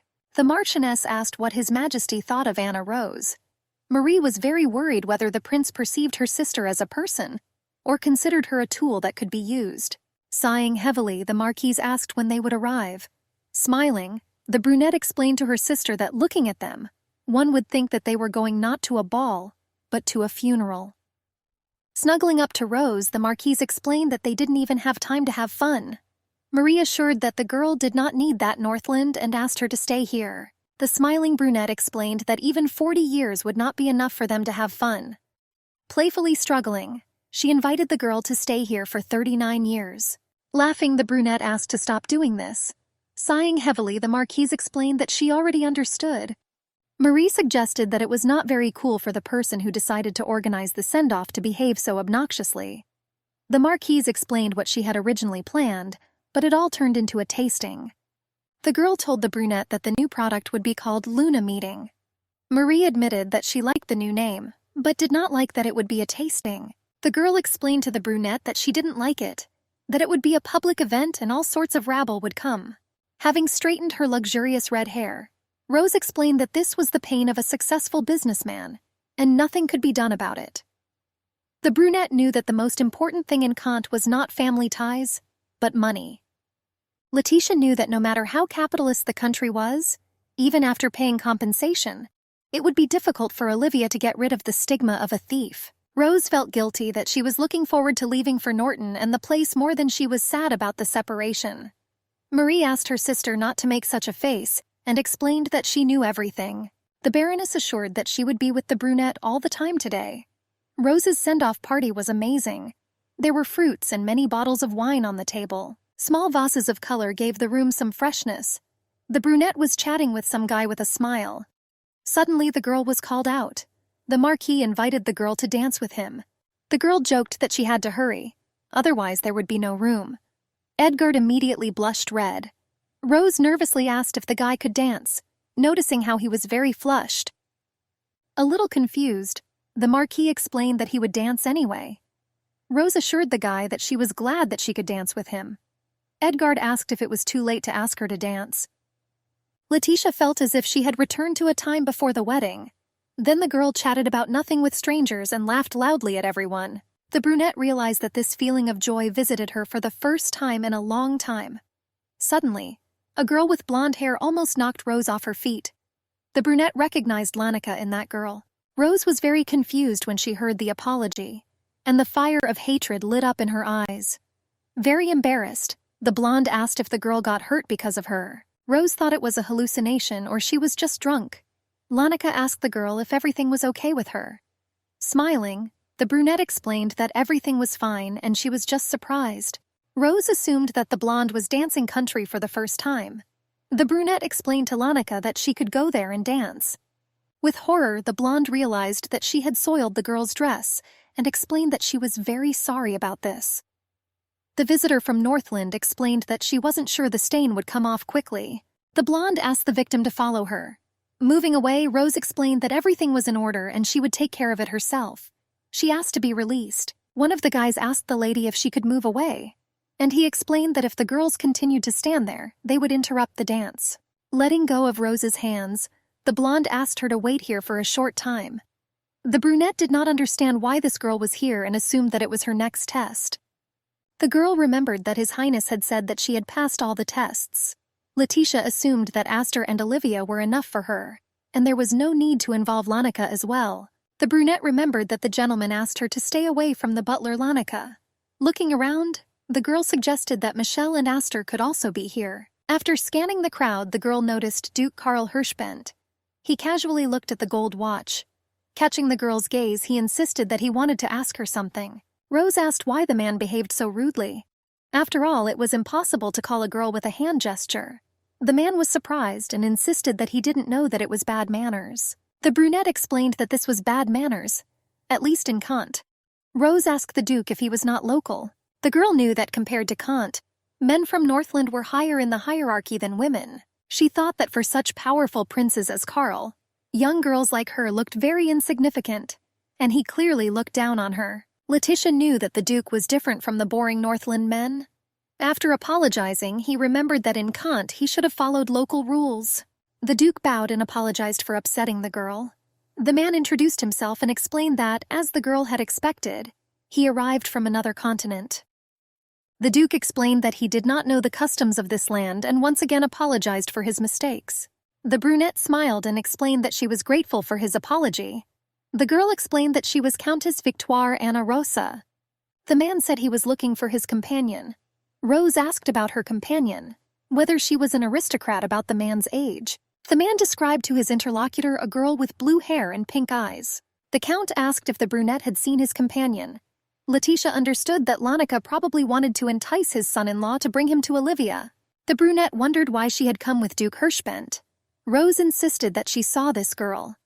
Pointing his hand to the side, the girl said that the man's companion had gone there. Karl asked if it was there that the drinks tasting was held. The man suggested that it would be difficult to find the person he needed there.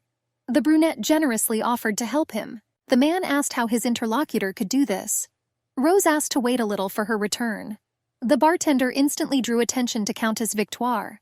The brunette noticed that he was doing an excellent job. Rose explained that she didn't want to distract the guy from his work. The girl asked the blonde man if he could arrange one table for her here. The bartender asked to follow him. Smiling, Carl suggested that the girl was quite influential in Kant. Straightening her shoulders, Rose assured that she had many acquaintances here. The Count argued that good people are drawn to a good person. The girl wanted to express that this was not always the case. The man explained that he did not see his companion at the table. Rose explained that if he moved in vain, he would be completely lost, and she offered to wait here while she attracted a man and looked for a girl. The Count thanked his new acquaintance. The brunette asked to bring them 2 bottles of wine. Rose asked the waiter in a whisper to also bring wine diluted with alcohol. The girl explained that as soon as they find the man's companion, they will bring her here. The Count asked if this was really a new product that people were so eager to try. Rose assured that the alcohol from the Borden distillery really deserves praise. The girl asked the man if he had tried drinks from the Bordens. Carl explained that alcohol was often brought to him as a gift. Taking the glass in his hands, the Count assured that the taste of the wine was indeed excellent, but a little harsh. Countess Victoire explained that the alcohol was not very strong, and therefore she would drink too. Carl was surprised if the girl really wanted company for him. The man explained that he would be glad if the girl held out until she got a good taste. The girl explained that she didn't even know. Events are moved forward 30 minutes. Carl was lying on the table and could barely speak. The man asked in a halting voice when his companion would arrive. Smiling, the brunette explained that there were a lot of people, so the search would take a lot of time.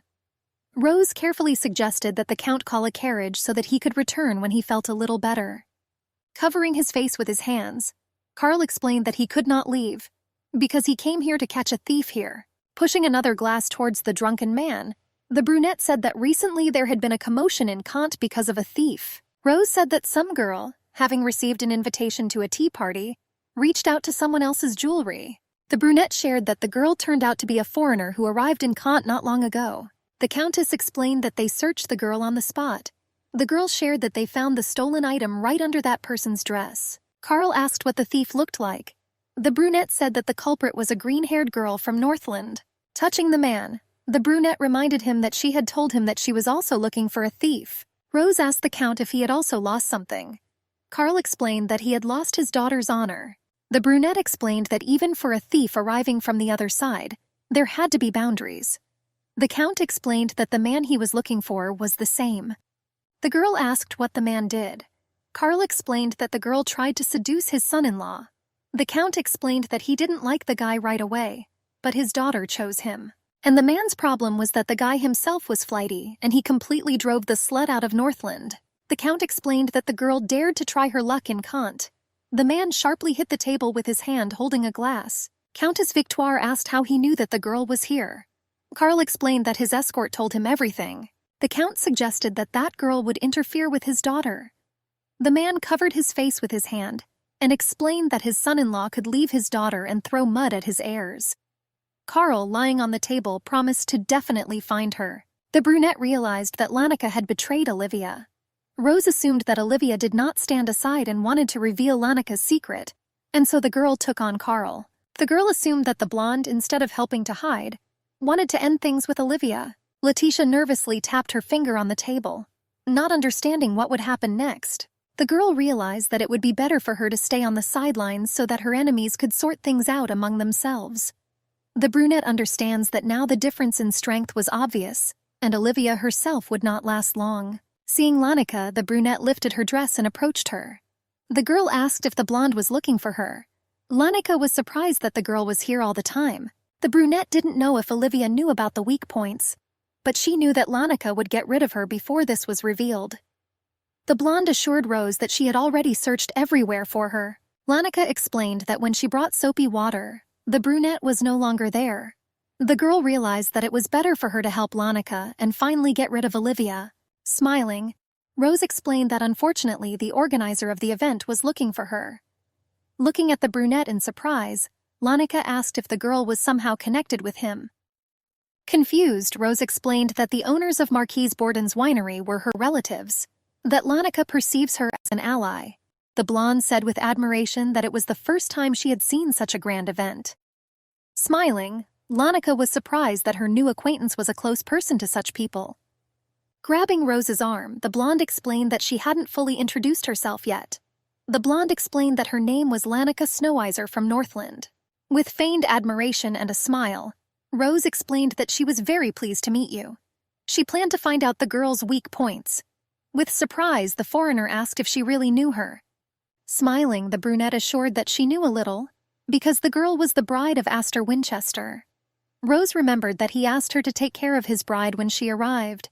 Turning to the brunette, Lanika noticed that this was fate.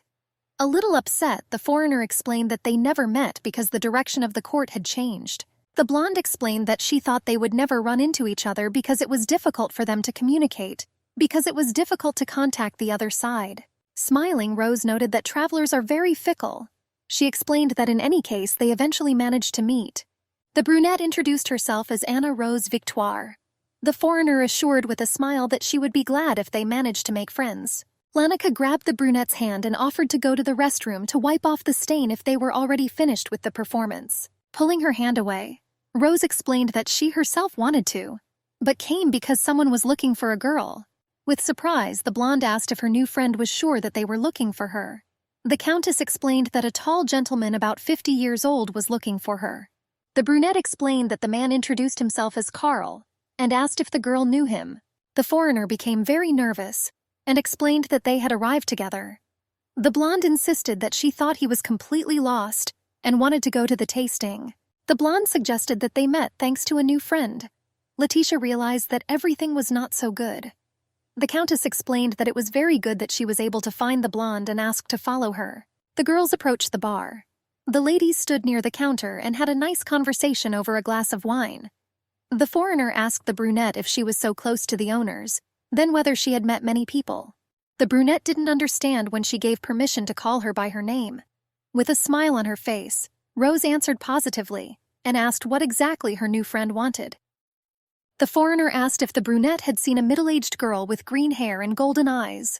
Lanika explained that the girl was from a noble family, so she should have been dressed luxuriously.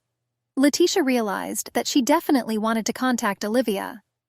The brunette explained that she didn't know because there were a lot of people at the event.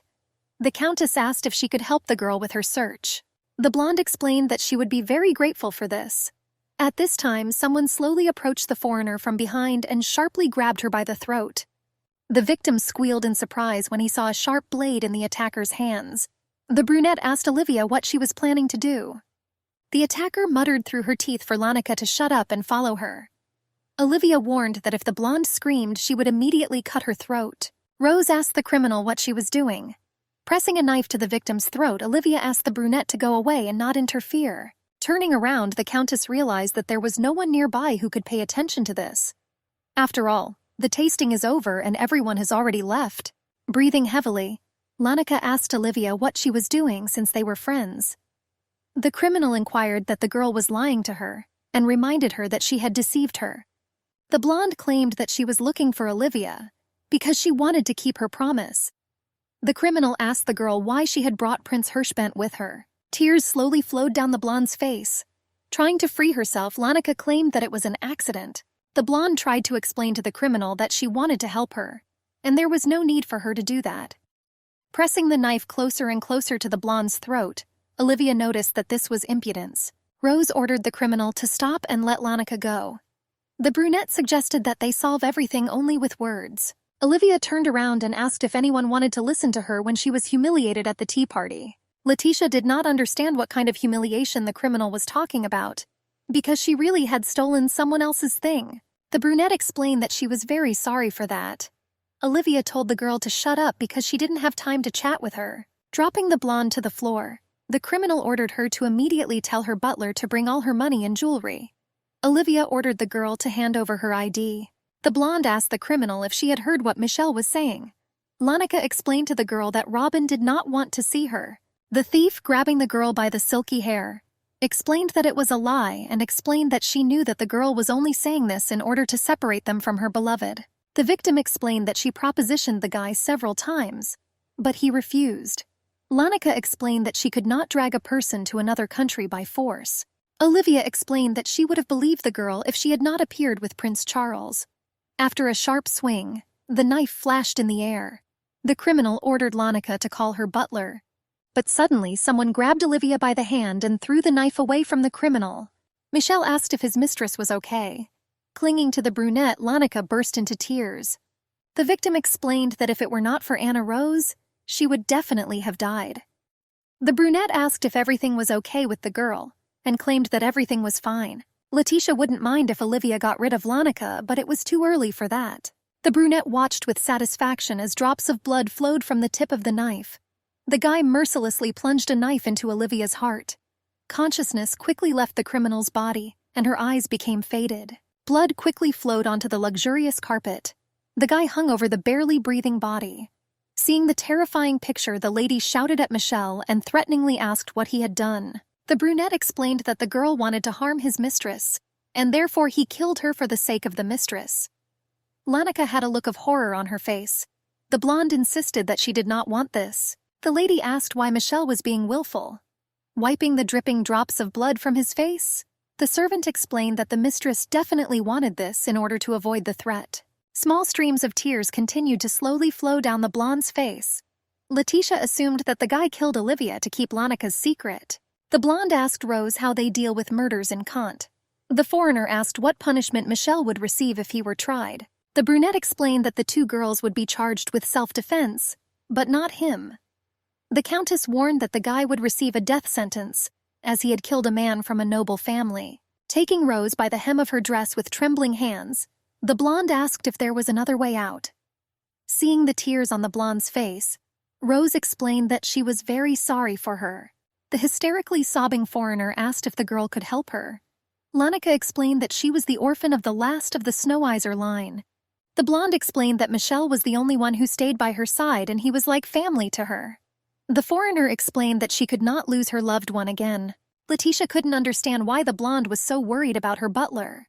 The brunette knew that such a vile person as Lanika could not just protect someone. Rose explained to the girl that this problem was not so easy to solve. Letitia understood that this would be a great opportunity for her. The brunette explained that the girl could not lose someone dear to her because of some criminal. The countess explained that she herself remembers her loved ones, so she really hopes that this can be resolved as quietly as possible. The brunette understood that this was a chance, after which Lanika would definitely perceive her as an ally. Rose asked the girl to first promise her something. The countess asked that if this case were suddenly revealed, she would not be involved in anything. The brunette asked if she could keep her word. The foreigner promised to pretend that the countess was not there at all. The white fabric was slowly stained with blood. Those involved in the crime threw the barrel with the body into the sea from a cliff amid the sounds of thunder and rain. The foreigner thanked Rose for her help. The brunette watched coldly as the barrel sank into the water, leaving behind crimson stains. The countess explained that she promised Lanika's fiancé to take care of her. Looking into the stormy sea, the brunette asked the foreigner and the servant to go first, and she explained that she herself would go later. Rose knew that the blonde wasn't sad about Olivia's death at all. The girl understood that this was only the first step in her revenge. Letitia was afraid of what would happen next. The guy asked if she had really been here all the time. Zion explained that he heard that a girl was involved in the altercation. The blonde asked with concern whether the girl was injured. The guy's response was only silence. The prince asked why Rose was silent. Hugging the girl tightly, Zion explained that there was no point in worrying. The brunette whispered that she was scared. The guy excitedly asked what they did to her. Rose explained that although she did not kill Olivia herself, she hid her body in a barrel and hid the fact of her death. Letitia explained how she felt. The girl reported that in order to prevent bloating from the formation of corpse gases, she filled the barrel with sand and finished with it. The brunette explained that this heartless act was so that they would later repay for her crime. Letitia burst into tears and explained that she was afraid of becoming as terrible as they were. Turning the brunette to face him, the prince explained that the girl was worried in vain. After all, she was not like them. Hot tears rolled down from the cheeks. Some drops flowed down the blonde's fingers. Letitia asked the guy if he could know about this. Xian explained that despite his strictness, sometimes he will never be able to see a girl break. The brunette assumed it was because of their agreement. Gently kissing the girl on the forehead, the prince noticed that she was talking about it again. The prince explained that if the girl cannot take revenge for fear of this, Then she herself will become a monster and then blow their throats. Still crying, Rose explained that this was also part of the contract. The blonde noticed that if it could be connected, he would never understand it. It seemed to Letitia that it would be better if the guy remained just as cold. With his behavior, Sion only made her want more. Bright stars illuminated the light waves. In the distance, mountains were visible in the haze. The prince reminded the brunette that she perceived it as a sleeping pill. Stretching out his hand, the blonde explained to the girl that if she needs to be dependent on someone, then let her choose him. With a smile on her face, Letitia asked what he would do if his cunning failed. Having kissed the girl passionately, the blonde explained that he passionately wanted this. Events are transferred to the port of Kant. Carl insisted that he was very sorry, because if they had more time, they could have become friends. The brunette explained that unfortunately, after such a small amount of alcohol, it was impossible to become her friend. Smiling, the count explained that only one evening had passed. The man asked if the lady was sure that she would not return with him. Lanika explained that she still had some work left to do. Carl explained that he was just worried about her. The count asked if it was true that this had already been decided. Smiling, the girl responded positively and explained that Olivia had promised to go far. The blonde assured the count that he would not meet her again. Smiling, he assured that he did not know that the girl had such a talent for persuading people. And she noticed that they were all supposed to become a family. The blonde assumed that it was because of this that the criminal decided to listen to her. Looking at Lanika with contempt, the brunette suggested that again it was not what they call contracts. The foreigner explained that she still had one more request to the prince. The blonde asked the man not to reveal Olivia's movements. She explained that the girl left her a letter. Lanika suggested that Olivia's parents would understand everything if the man himself showed them. The foreigner explained that if the letter was not enough, she herself would explain everything upon her return. Smiling, Carl explained that it would be even more convenient for him. The man claimed that he would leave the rest to the girl. With a smile on her face, the blonde thanked her for her trust. Lanika hugged her friend and explained that Rose had helped her a lot. The foreigner explained that her friend helped find a way for Olivia so that she could go to far away. Rose was disappointed because the girl promised not to advertise her intervention, but she immediately broke her promise. Smiling, the blonde explained to Anna Rose that it was praise and she shouldn't be angry. The man noticed that despite the long acquaintance, he owed a lot to the girl. After shaking the count's hand, Rose explained that it was not worth it. Carl invited the girl to come and promised to welcome her cordially. The friends watched the man with a smile. Lanika noticed that the brunette did an excellent job, since no one had found the criminal's body in these few days. The countess assured that Olivia's body would never be found in the future. Letitia, thanks to Edgard, managed to do this without difficulty. That night the guy explained that it was necessary to fill the remaining space not only with stones, but also with sand. The Marquise explained that otherwise, corpse gas will begin to appear, due to which the barrel may float. The countess asked her brother how he knew about this. The faded light of the moon illuminated the guy's face. Edgard explained that before inheriting the family, a lot of things also happened to him. The brunette reminded her friend that she had said that she still had some work to do. The countess reminded the foreigner that she had told the prince that she could not return because she needed to stay. The blonde explained that she wanted to buy souvenirs since she had arrived in Kant. Rose asked her friend who she planned to give it to. The blonde explained that first she plans to take care of gifts for the groom's family. The bride planned to buy her lover a pocket watch, and his parents' jewelry and buttons for cuffs. Letitia's memories were transported a few moments into the past. The mother-in-law condemned the girl for not being able to do even this. Rose noted that this was not surprising. The blonde asked again in surprise. The countess asked her friend how much she could spend on shopping. The foreigner answered her positively. The brunette, smiling, asked her friend to thoroughly enjoy shopping. Smiling, Lanika thanked the girl again for keeping it a secret. The countess pretended to ask her friend what she was talking about because there was nothing.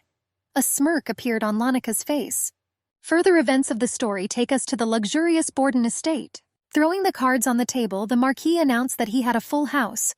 Taking her cards in her hands, the girl asked what she should do. Having opened the cards, the girl turned out to have 4 of a kind. Edgard stated with surprise that he hoped to win at least this time. The guy couldn't believe that he taught the girl such a skillful game. The Marquis noted that it was suspicious that Rose was good at even that. Smiling, the brunette explained that she even drank better than her brother. With a smile, the girl asked if Edgard had anything in which he was better than her. The Marquis noted that this was indeed surprising, because the girl quoted Kant's laws. Rose asked in surprise if this was true. The Countess explained that she herself did not know that she could do this. While shuffling a deck of cards, the brunette shared that she was very worried that Lanika would guess who she really was. Fortunately for Rose, the blonde didn't understand until the very end, because both articles voiced by the guy only worked for them. The girl understood that Lanika would not understand if she did not have the courage to attend the court herself. The brunette understood that even if she found out, the foreigner would not have any influence. The Countess suggested that she could simply say that she was confused in panic. The girl dealt out cards with deft hand movements. After some hesitation, Edgard asked Anna Rose if he could ask something. The guy warned that it might be too personal, and is everything okay? With a smile, the brunette explained that she would listen first. The Marquise asked her what her relationship was with His Highness Sionian. A certain panic appeared on the girl's face. The Countess explained that she owed the prince and was now paying off her debt. A little angry, Edgard understood that the girl knew that he was not telling her about that. Very embarrassed, the brunette was a little at a loss. A little upset, the Marquis explained that everything was in order and he initially suspected it. A tear ran down the girl's face. The guy asked not to make such an expression on his face because it was hurting him. The Marquis explained that he started this conversation only so that Rose knew that at any moment she could make a different choice. Edgard explained that the choice always depended on the will of the person. The guy noticed that there are those who do not even dream of such an opportunity. With some sadness in her eyes, the brunette explained that she had already died. Rose realized that she could not dream about new love, not about her future. The Countess explained that the contract had its own condition. Edgard asked the brunette if this was really her answer. Sighing heavily, Rose explained that this applied not only to himself, but also to any other man. He put his hand on the table. The Marquis noticed that the girl was so kind that she even told her off kindly. The guy asked her to remember that as long as people live, their future was constantly changing. Tucking her hair behind the girl's ear and bringing his face closer to her, Edgard explained that he would like to be in her future. A certain spark lit up in the amethyst eyes. Langaro explained to the guy that he could have stopped there. With anger in his eyes, the blonde reminded Edgar that this was not why he left Rose in his care. The Marquis said through clenched teeth that this was his house. Edgard explained that he had the right here to show his good attitude towards the girl. The prince explained to the guy that the one he decided to touch was his secret agent. Zion asked the Baron if he wanted to blurt out something like, "She is, first of all, a human being." The Marquis explained that it was very unpleasant for him to hear such a thing from the blonde.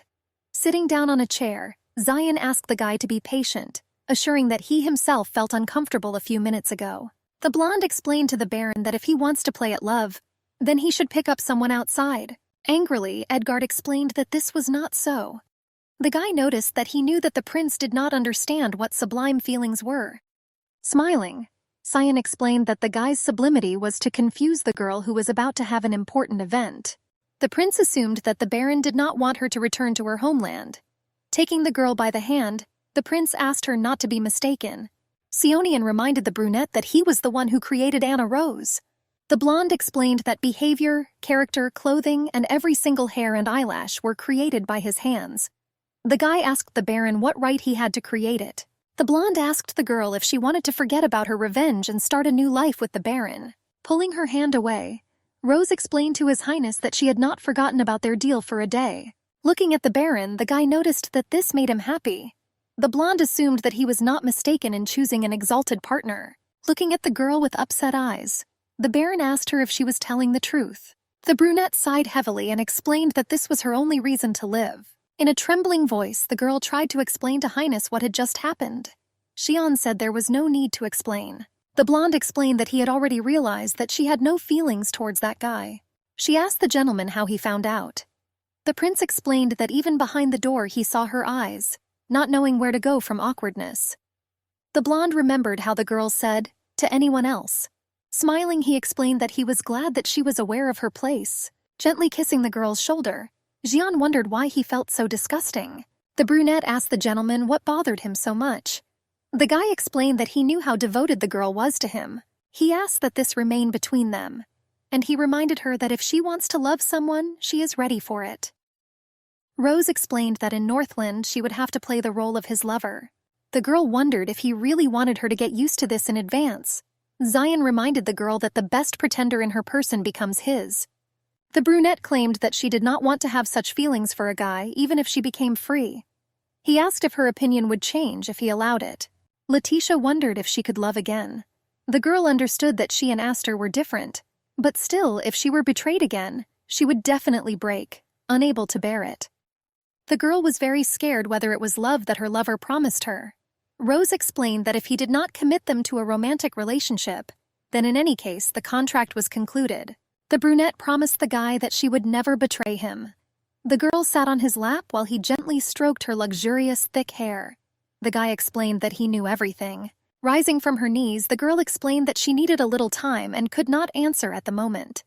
Taking her fragile hand, Xian explained that he could not be kept waiting for long. Gently kissing the brunette, the prince reminded her that his patience was not that of a gentleman. From a slight draft, the cards slowly began to fall to the floor. Lanika asked her friend what she was thinking about so intensely and deeply. The blonde noticed that Rose looked sad today and asked if everything was okay with her. The countess explained that because of work matters, everything was too chaotic.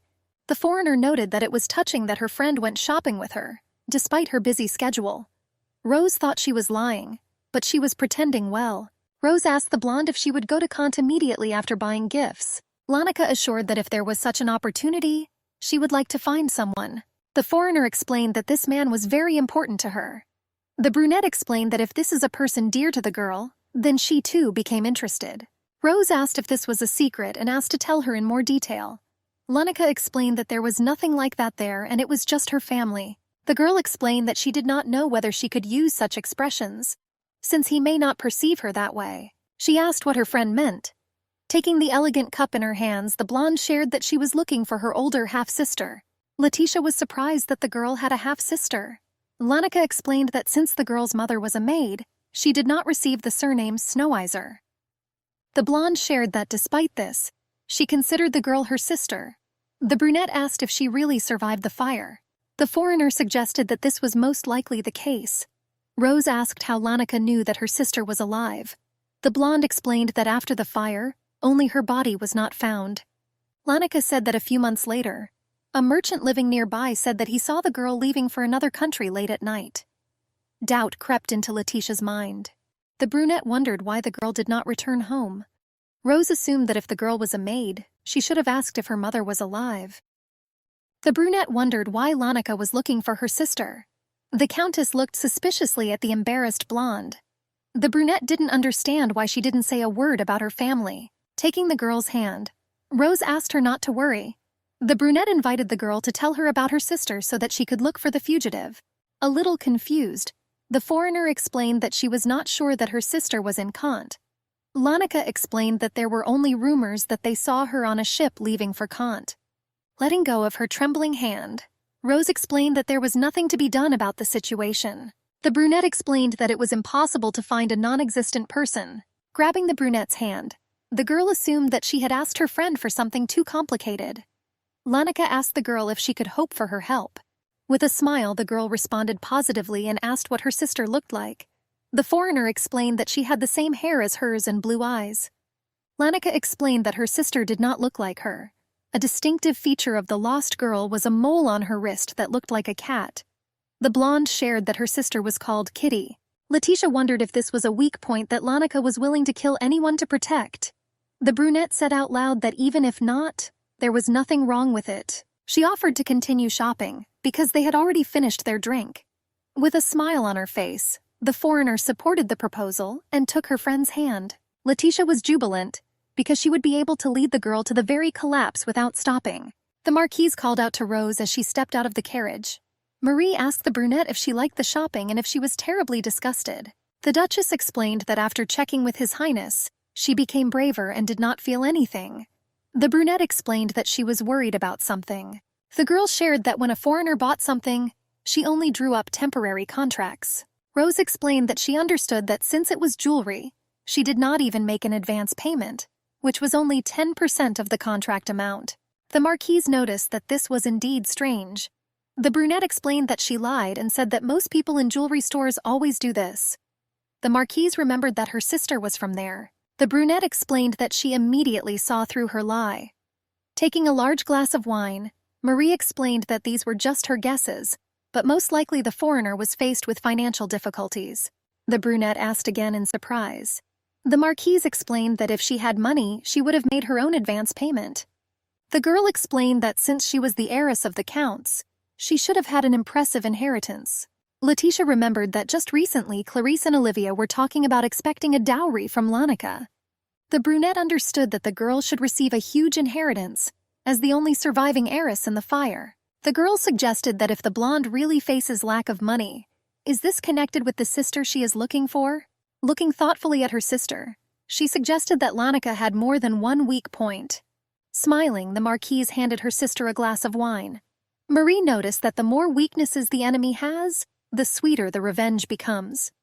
Taking a sip of the scarlet liquid, the brunette noticed that this wine was pretty good. The Marquise explained that this time she tried to make something from strong alcohol and oat milk. Smiling, Marie suggested that her sister close the topic with Lanika. The girl offered to develop a new product for the Bordens. Edgard asked in surprise whether he really could not help her. The brunette explained that they could go first because she wanted to take a walk in the garden. Rose asked the Marquis to take care of Marie. Looking at his sister, the guy asked her how much she drank. The drunk girl claimed that she didn't drink much at all and only took a sip appropriate to the Bordens.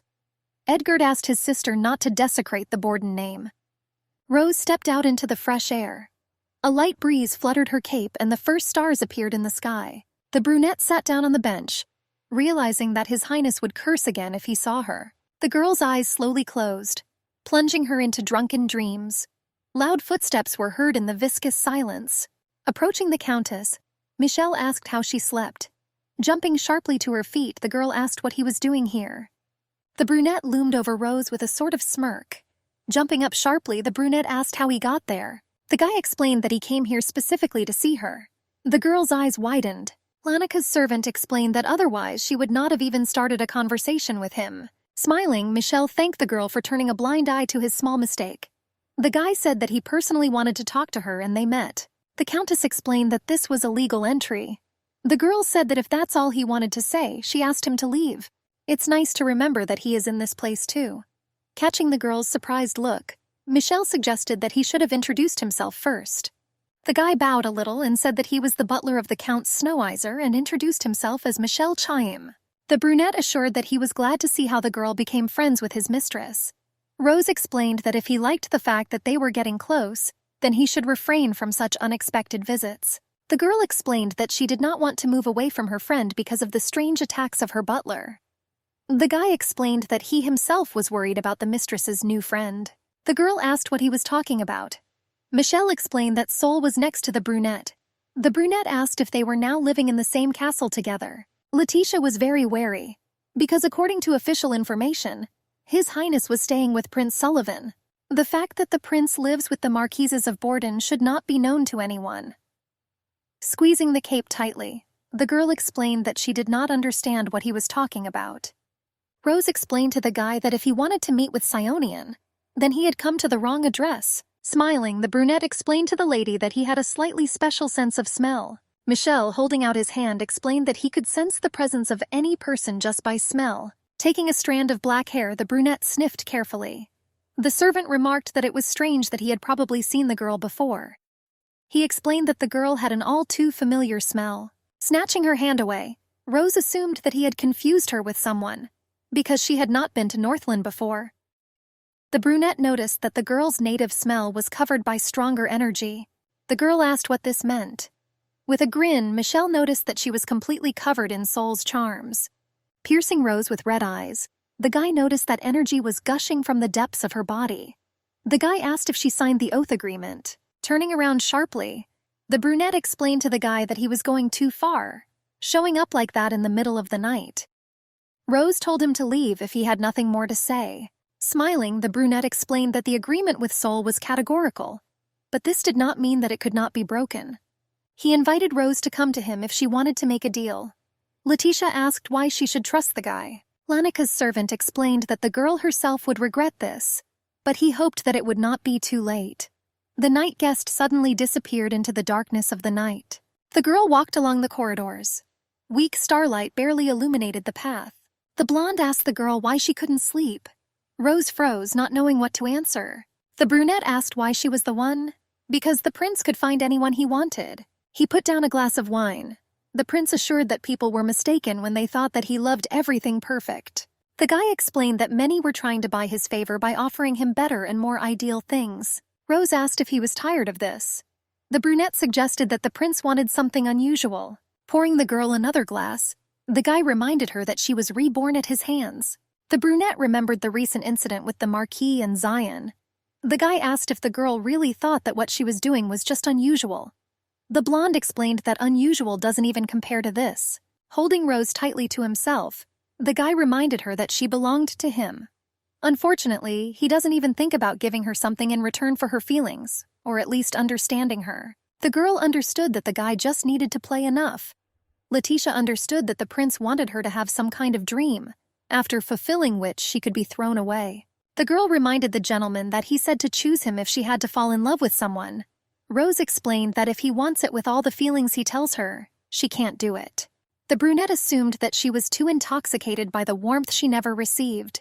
The girl explained that because of this, she was allowed to feel something other than a thirst for revenge. Letitia explained that as a member of his family, she was ready to give him anything. But if he only wanted to play with her, then she would not be able to love him. The brunette quickly left the room. Zion watched her with surprise. The guy was left alone with his thoughts in the darkness of the night. The blonde poured himself another glass of good wine. Holding his head, the prince realized how disgusting he felt. The morning rays of the bright sun jumped like sunbeams on the roof of the estate. The marquise wished Rose good morning. The brunette asked her sister if she had gotten enough sleep. Marie responded positively, and noticed that the girl looked somehow unhealthy today. The marquise asked if something had happened to the girl with his highness. Rose explained that it was nothing, although the events of last night flashed before my eyes. The girls sat down at the table, on which there was a lot of fruit and 2 cups of hot tea. The marquise looked sharply around and asked what it was. Approaching the maid, the marquise asked who was there, since it was so noisy. The maid, very nervous, stuttered trying to explain something. Lanika turned to her friend with a smile. The brunette asked the foreigner what she was doing here. The blonde explained that she was in a hurry to get here. Lanika explained that when she met her friend, her heart fluttered with joy. The blonde quickly tried to tell what happened. Stopping the stranger's speech, the marquise asked the name of the lady who had so unexpectedly visited their estate. There was undisguised hostility in Marie's eyes. A very nervous blonde identified herself as Lanikoy Snoweyser. The Baroness introduced herself to Marie Borden and explained that she was the owner of this house. The girl shared that she felt lost because a stranger appeared here without warning. With surprise, Lanika asked how this could happen. The blonde said that she had sent a message to Anya Rose a few days earlier. Looking at her friend with pitiful eyes, the blonde clarified whether her friend had received the message. Rose knew that these were subtle tricks again. She asked the guest who she was sending. The blonde explained that she was only a tourist here and sent a servant from the hotel where she was staying. The girl explained that she did not know Kant's geography well. Letitia understood that she did not even realize that it was her mistake. A little confused, the Countess explained that she had not received anything. Rose explained that nothing could be done, because it was the servant's mistake. The guest thanked her for her understanding and asked if she could go inside. The maid was quietly telling something in the mistress's ear. Looking at Lanika, the Marchioness explained that she had heard from the maid that she had arrived with an escort. Looking at her friend, the brunette did not understand what kind of escort she was talking about. The guest explained that he had his reasons. The mistress of the house explained that she really did not like to receive guests who came at their own request without knowingly obtaining her permission. Marie said that she would drink tea with a man, being an unmarried woman. Stretching sweetly, the girl explained that she couldn't even imagine what rumors would appear. The blonde explained that the mistress of the house need not worry about it. She explained that the girl need not worry about it, and that she would resolve this issue herself. And she asked what to do because Kant was an island country, and rumors spread very quickly here. A guy with dark hair offered to explain this situation. The brunette was the security knight of the country, and his name was Tom Felton. Looking at the guy in surprise, the marquise asked if the guy was Tom Felton. The brunette noticed that they had not seen Mrs. Marie for a long time. Bowing, the Baroness explained that she was always grateful to this man for his hard work. Rose remembered that the guy was the second son of the Felton barons, but unlike his older brother, who will inherit the family business, the guy became a knight. Despite his low status, the Baron was a very versatile worker and a billionaire. Usually, the guy accompanied Kant's richest people, and she didn't understand why he arrived with Lanika. Brunet said that while he was patrolling his jurisdiction, he noticed Miss Lanka in distress. The knight said that he asked if she needed a doctor, but the girl refused. Tom explained that the girl was so afraid of getting into a similar situation in a foreign land that he became her accompanying knight. The guy sincerely but restrainedly asked for forgiveness for the fact that everything turned out to be so sudden. The Marquise explained that if someone expressed themselves properly, then everything would be fine. A little confused, Lanika said that she was very afraid of such situations, and therefore Lord Tom simply agreed to guard her.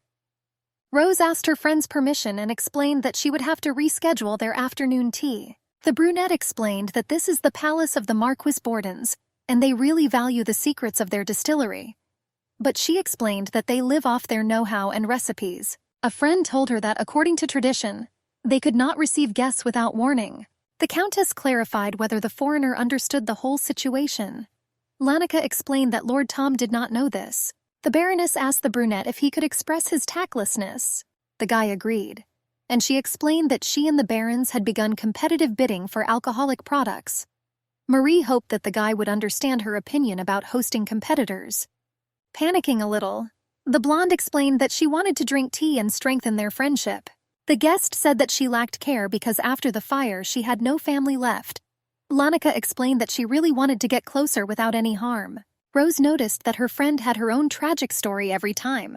The brunette said with a grin that she also has no family. Nervously biting her fingers, the Countess explained that last year their land suffered a flood, and she was left alone. The brunette shared that the Marquise Bordens took pity on her and kept her with them.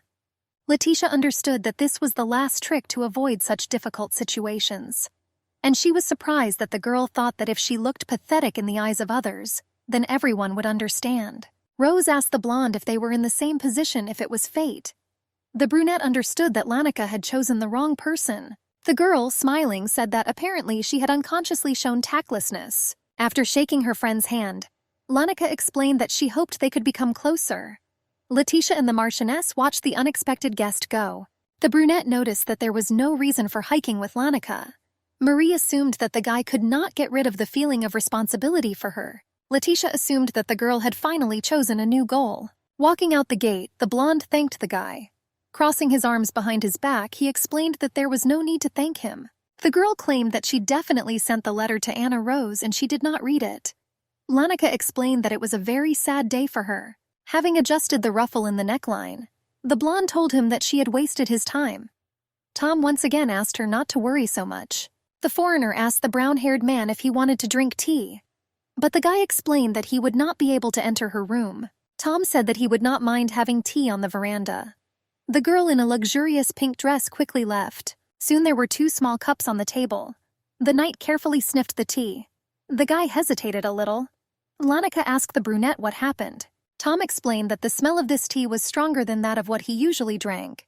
Smiling, the foreigner suggested that the tea was very strong. The guy took a cautious sip. The blonde asked with interest if he liked it. Tom noticed that this tea was a little bitter, but still good. Later, she asked the brunette if he had a fiancé. The foreigner noticed that the guy was good-natured and well-mannered, and he shared that he was going to marry a girl named Barbara. Lanika congratulated him and explained that she would like to attend his wedding. A little confused by this question, the knight explained that they had not yet decided on a date. The blonde noticed that Tom looked unhealthy. The girl asked if she should call someone. The knight refused. The lady noticed that the guy turned very pale as if he felt very bad. Lanika, putting down a mug of hot tea, explained that she would call the staff. Holding back a wave of nausea, the brunette explained that he shouldn't have done this. It was better for him to go home. The girl suggested that it would be difficult for the knight to return in such a state, and holding the guy's hand, the foreigner explained that she was ready to help him. Tom asked a question about how a knight can accept help from a lady, but he tried to prove that everything was fine with him. Suddenly the blonde fell to her knees. Bursting into the room, Edgar told the sisters that the brunette had been arrested for sexual assault. Not believing her ears, the Marquise asked him what he had just said. The guy explained that there were rumors that he touched Lanika Snoweiser. The Marquis explained that he heard hotel workers say this. Edgar explained that this was kept in the strictest confidence and asked not to tell anyone. The Marquise curiously asked her brother on what basis this happened. The guy explained that the girl wanted to thank the knight for accompanying him on foreign territory and offered to drink tea. Marquis said that an hour after this, security filed a report against him, and he explained that this happened because Lanika was crying and asking for help.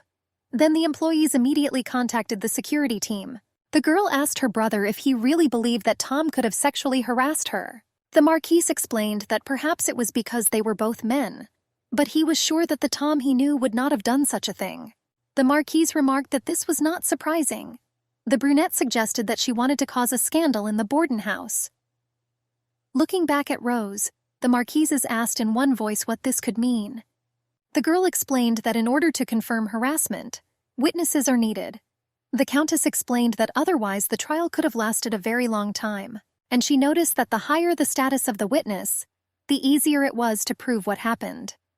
Rose assumed that the girl wanted to go to them under the pretext of a person close to her, but since the Marquises forbade her to do this, Lanika conspired with an employee of this hotel.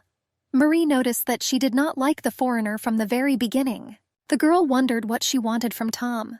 The guy assumed that the girl wanted money, and the family would probably want this case to be closed quietly. The Marquis explained that the lady, in turn, would be able to charge them a large sum for the non-proliferation treaty. Letitia understood that Winchester would wholeheartedly accept only someone who had a huge inheritance.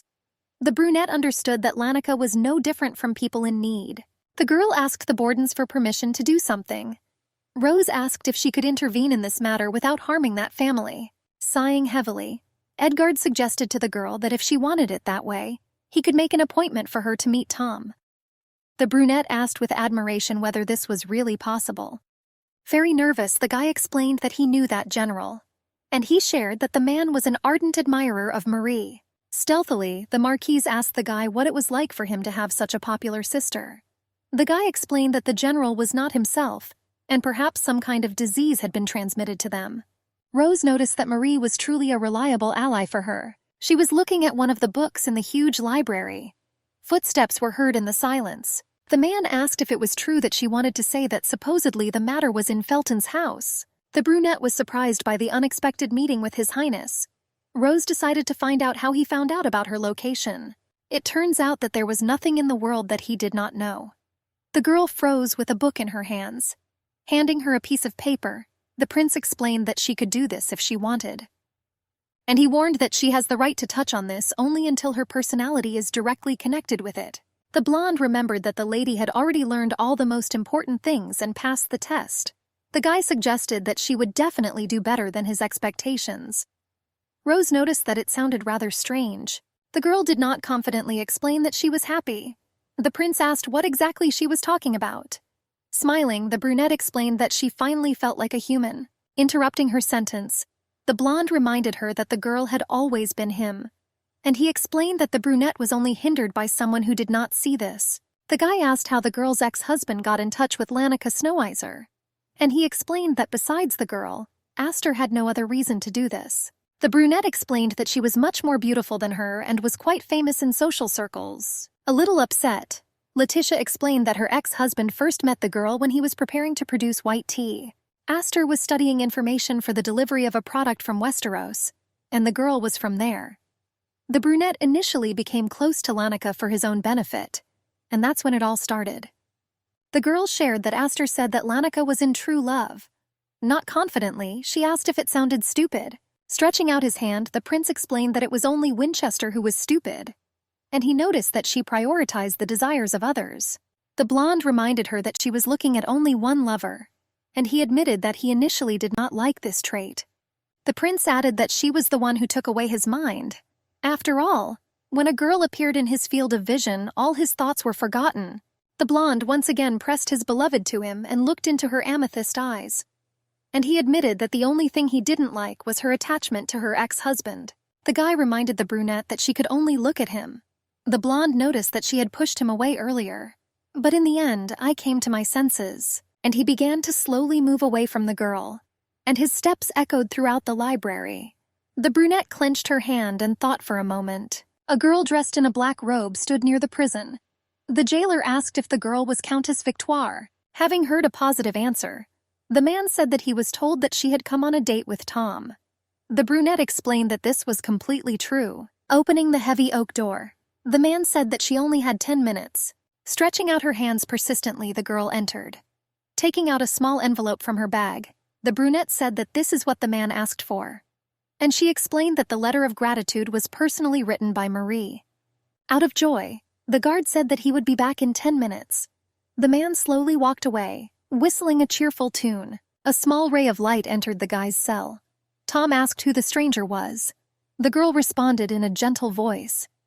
The exhausted guy asked if the girl was Countess Victoire. The brunette said that she had brought the little thing especially for him. The girl explained that he could accept it since the item had gone through security, and she held out pieces of baguette wrapped in a napkin with lots of seeds and nuts. The guy immediately realized that his beloved had prepared it. The brunette explained that the guy's fiancé asked him to tell him that her faith remained unchanged. Bowing his head, the brunette thanked the countess. Rose asked if she could find out what happened. The girl said that she heard that a foreign woman called him for tea. Tom reported that after the drink he felt nauseous, his body did not obey, and his consciousness slowly left him. The countess asked if the guy had done anything else before this tea. The guy explained that that day his lips only touched tea at the hotel. The knight reported that when he regained consciousness, it turned out that he was holding Lanika by the shoulders and she was crying. And he explained that after he regained consciousness, he was arrested, saying that he had attempted violence against this woman. Rose asked if there was anything else strange. The guy explained that the smell of tea was stronger than usual. Tom shared that if it was the tea, Lanika's condition should have changed because she drank it. The countess asked if the guy had left during that tea party, but he shared that the foreigner poured the tea herself. The knight explained that even if Lanika managed to mix something into him, then by the time he woke up, the teapot and cups had been overturned. The brunette was surprised how carefully the foreigner had prepared that trap. Tom explained that he could not understand this because he made every effort for her safety. And then he explained that if the blonde didn't like something, she could tell him right away. Rose explained that she did not believe that he could commit such a crime. Tom asked in surprise whether the girl really thought so. The countess promised to contact him soon. The girl asked him to put his thoughts in order, and she suggested that the guy either fight for the sake of justice or calmly negotiate an amount with the swindler. Tom explained that if it had been that easy, he would have wanted to appeal. The countess asked what the problem was. The knight explained that he doubted it because it could become a difficult battle. Tom explained that his family didn't care so much about his innocence. The guy added that his relatives wanted to solve this problem as quietly as possible with money.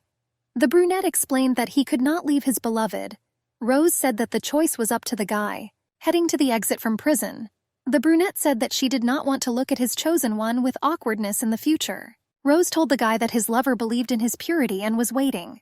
The countess asked him not to betray the girl's feelings.